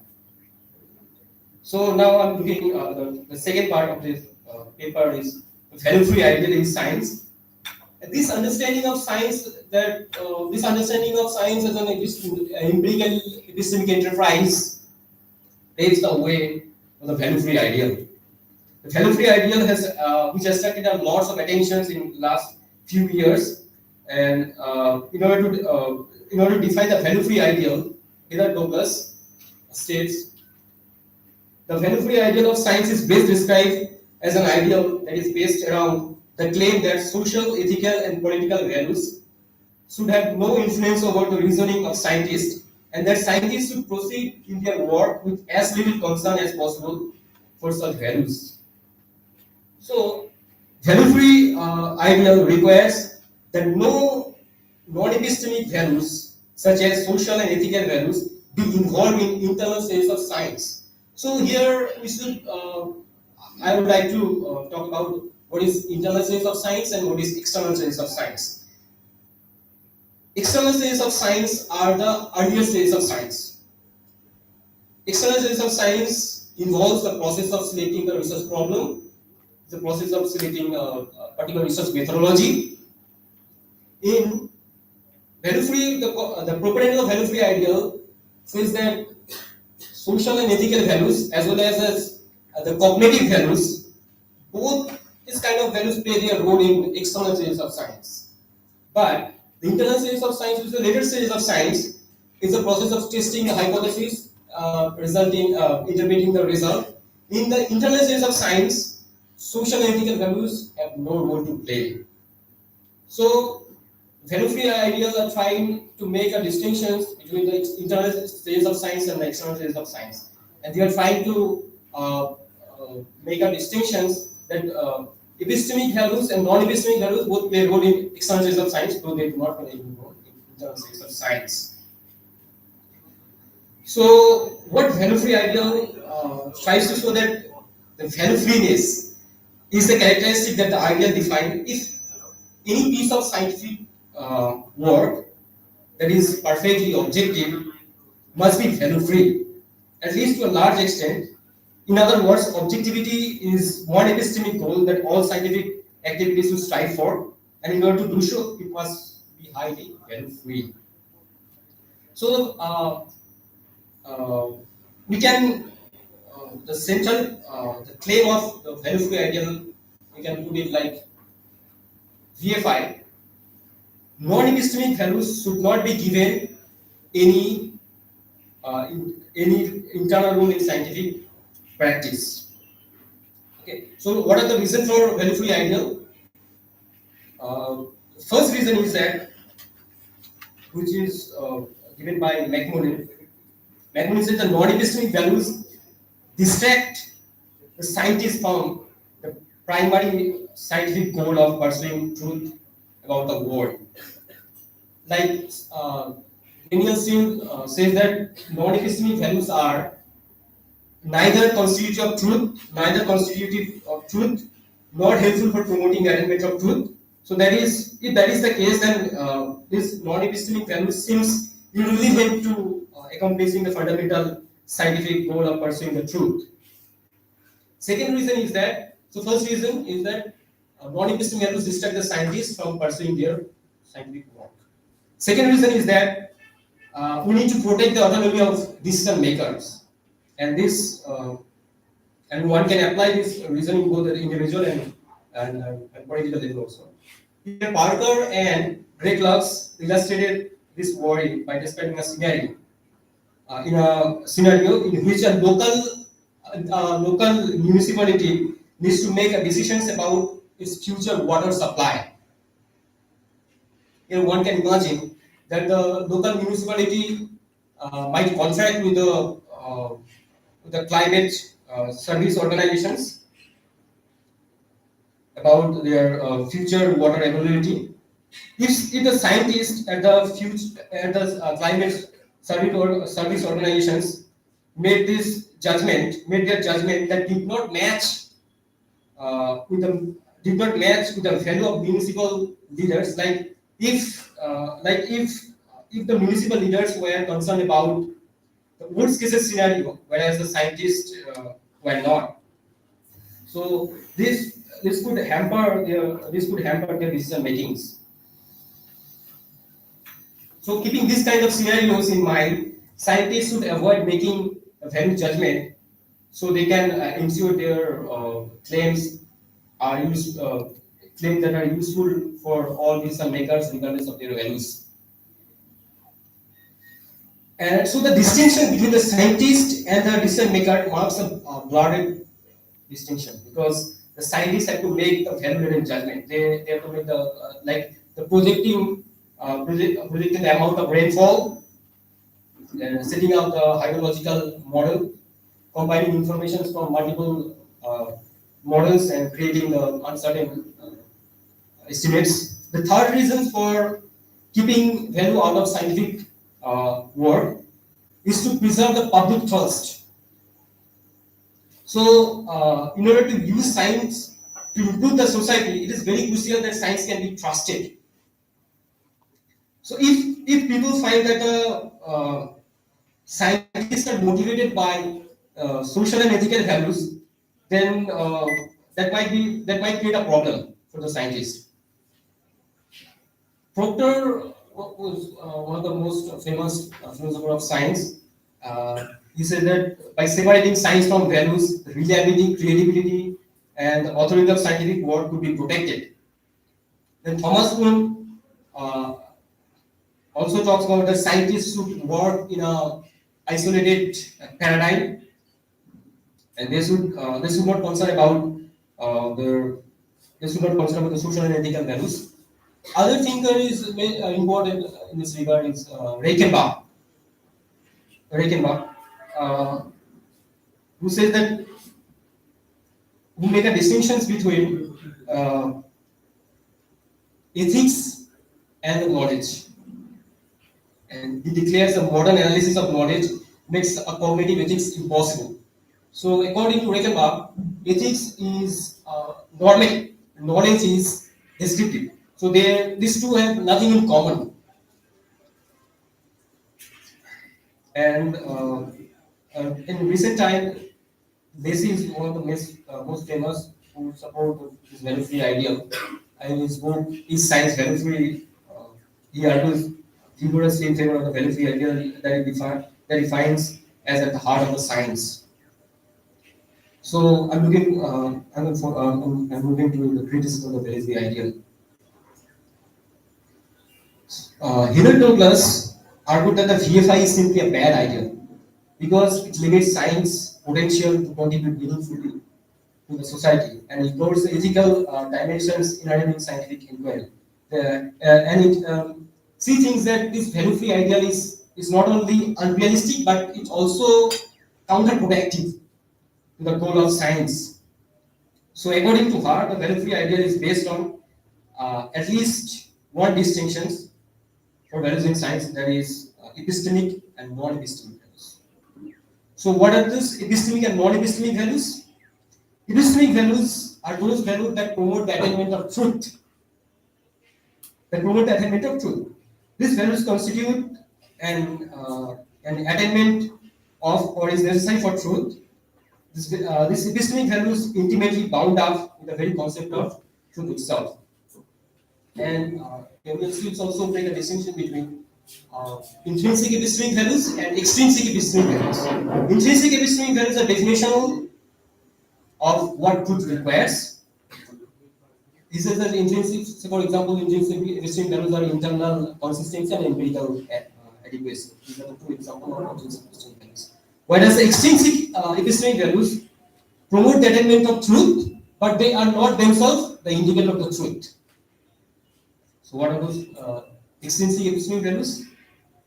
He says the extrinsic epistemic values are simplicity, external consistency, distributivity, etc. So, and the list of the Heather Douglas has given a list of epistemic values. First is simplicity. We know that the complex theories can be more challenging, to work, and we know that the more complex a theory, the more hidden assumptions or dependency it may contain, and that may be difficult to unpack the implications. Explanatory. Second is explanatory power. Scientific theory that has a greater explanatory power can explain a large phenomenon. Okay. So if a theory has a greater explanatory power, then that would be considered most fruitful. Then scope. A scientific theory that has a broad scope that can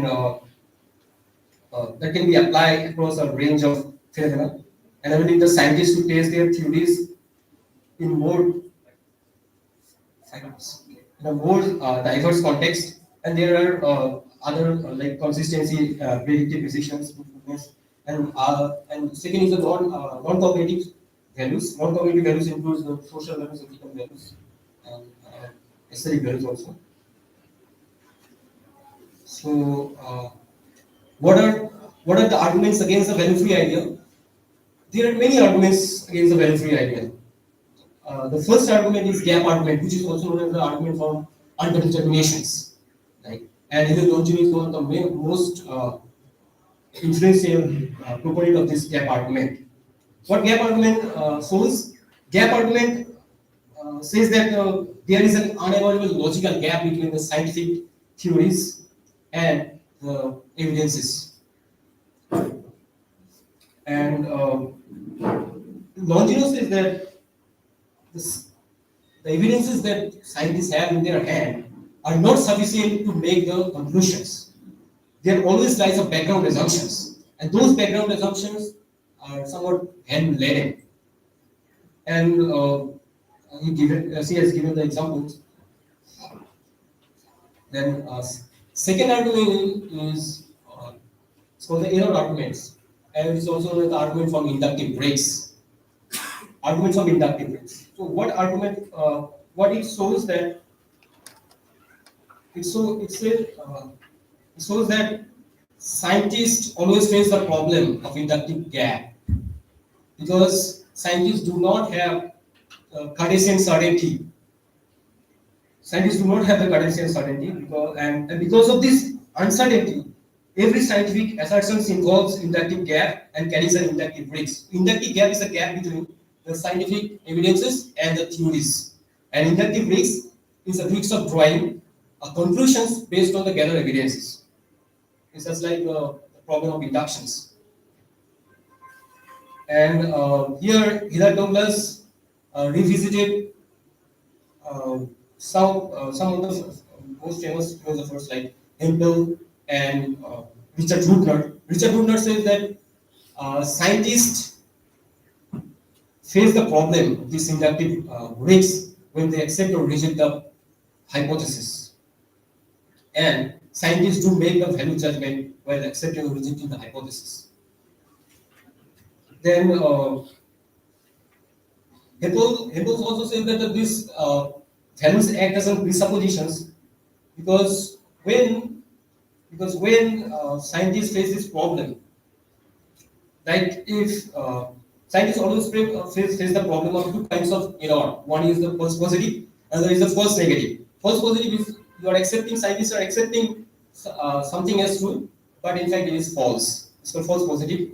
And the false negative is scientists are rejecting a hypothesis in accordance with the rule, but it is in fact found as true.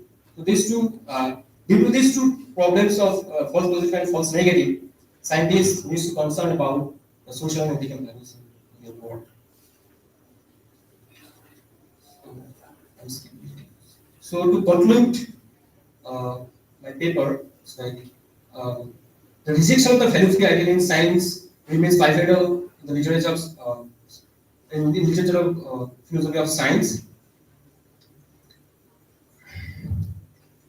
And the scientist must somewhat be flexible in determining how much evidence is necessary for a claim, because societal significance of decision making, as well as the varying risks of inaccuracy across the topics and context. So, and to say that science is need to be based on the values. And Douglas insisted that values become less important when remaining uncertainty is low, and scientists think that there is almost no possibility of making a mistakes. Thank you. Can I take any suggestions? Yeah, we'll invite the questions. Thank you for the presentation. We concluded it in 25 minutes, so we have some time for questions.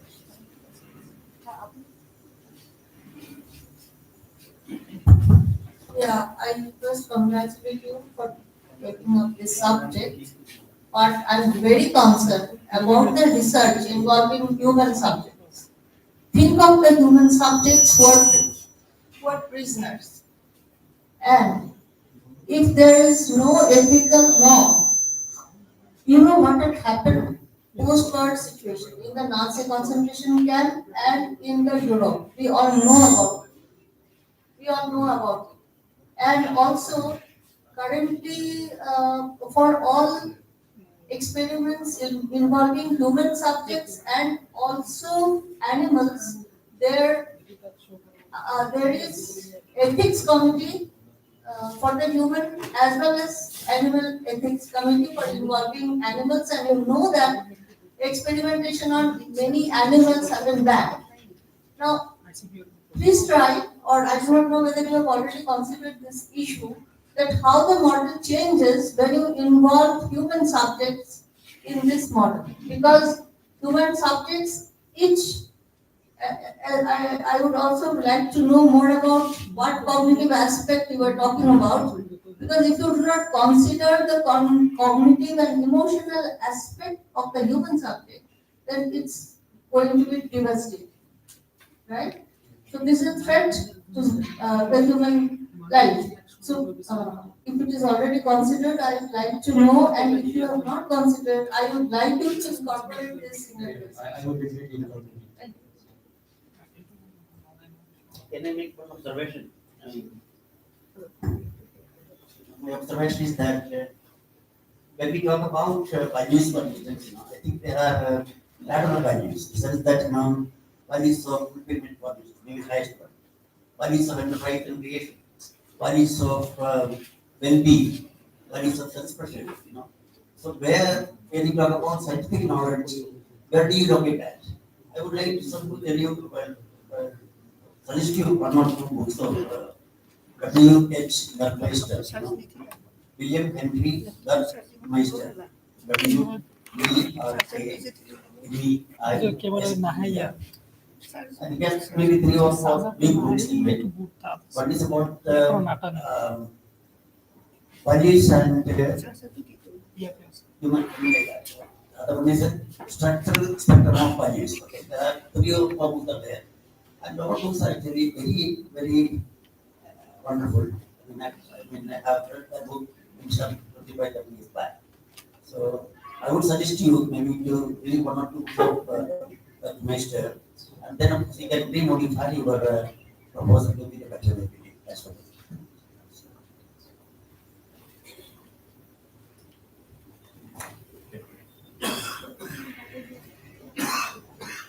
That's part of a suggestion. Have you come across the book of Professor Adam Sharma? Okay, you can read that. This type of thing.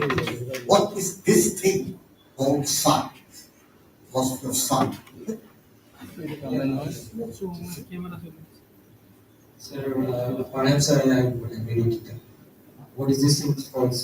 Yeah, what is this thing called sun? Sharma from the University of Sydney. Dr. like Oppar or Thomas Boone and Gary Lakaton and Alan Sharma. These are well-known philosophers of science.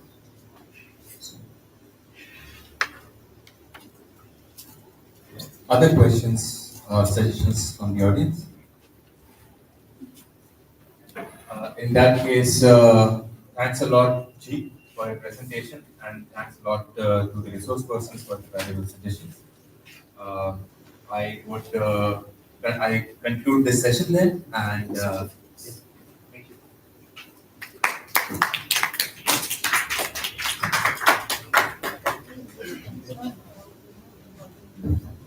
Thank you so much, sir, for this nice sharing the session. Now, may I request again Chairperson Abhishek Kashyap, sir, to distribute certificate to the research scholar, speaker of this second session, Jit Ghosh, with a certificate and a token of love from the organizer.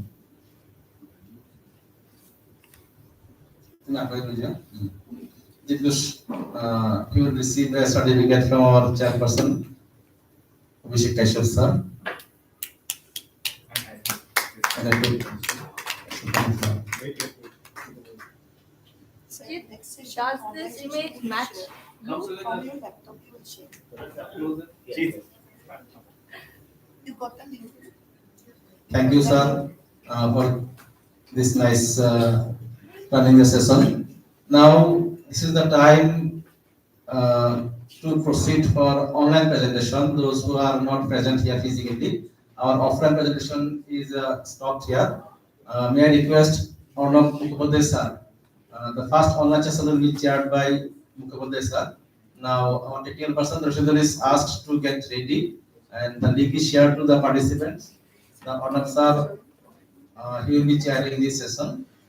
Before lunch, we may conduct one session on the session, and they will be given less time than the offline presenter.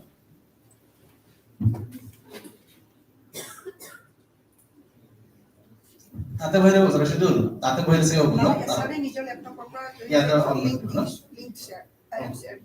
Okay, okay.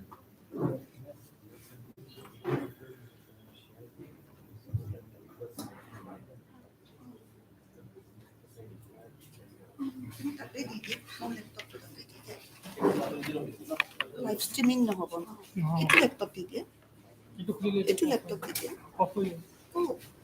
Live ষ্ট্ৰীমিংটো এনেও change কৰিব এইটো laptop দি দিয়ে But you have to download.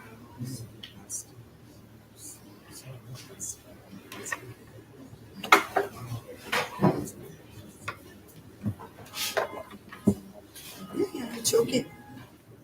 But you have to log in your box. Yeah, that will be better.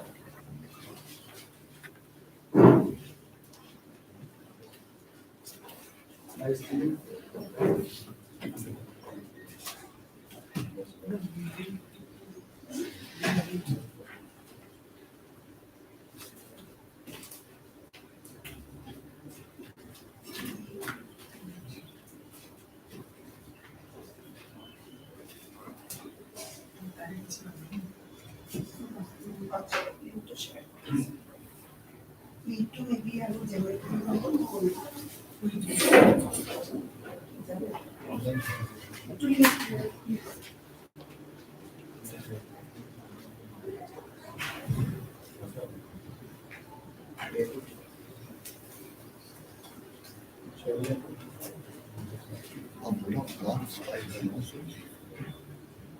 Fine. Okay. You have to stay for some time.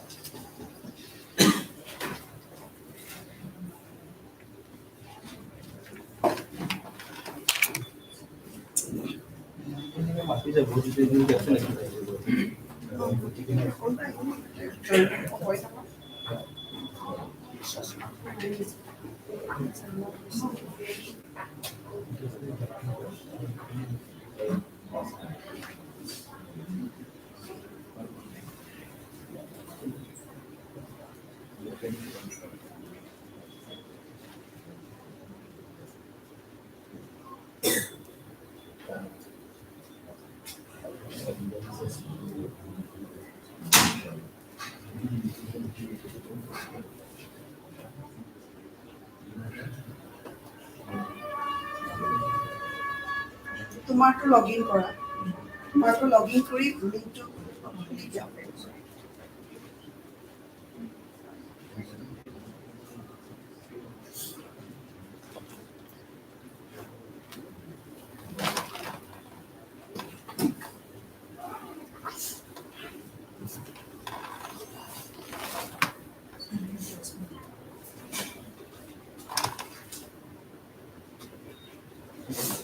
database.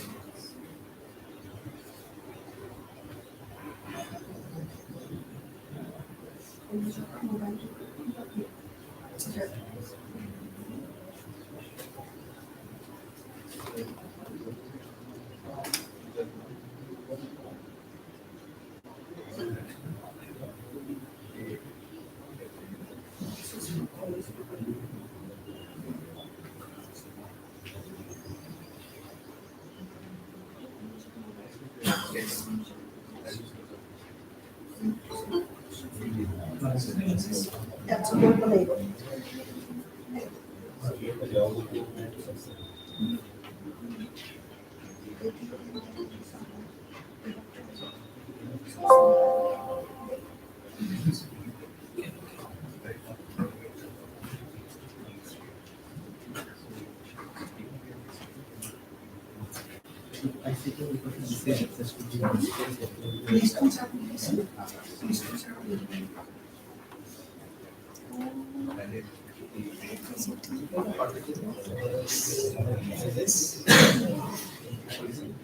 One second.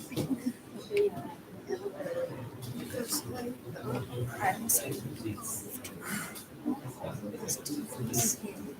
it's like that. Wanted to get your president. Don't like.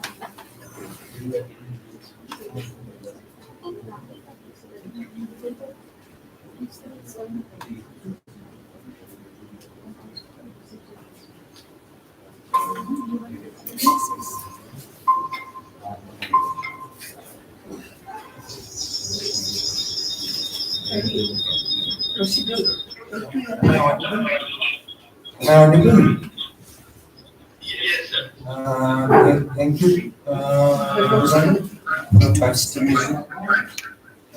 This is the online session for the paper presentation.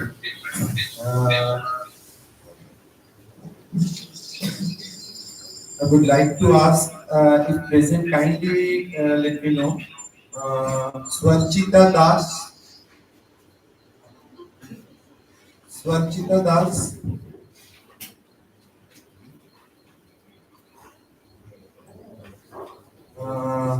Deepika Afruz. Pranav Kalita. Dr. Rajalakshmi Kalita. Live stream हुआ ऐसे इसलिए उन्होंने Akor Bandyopadhyay.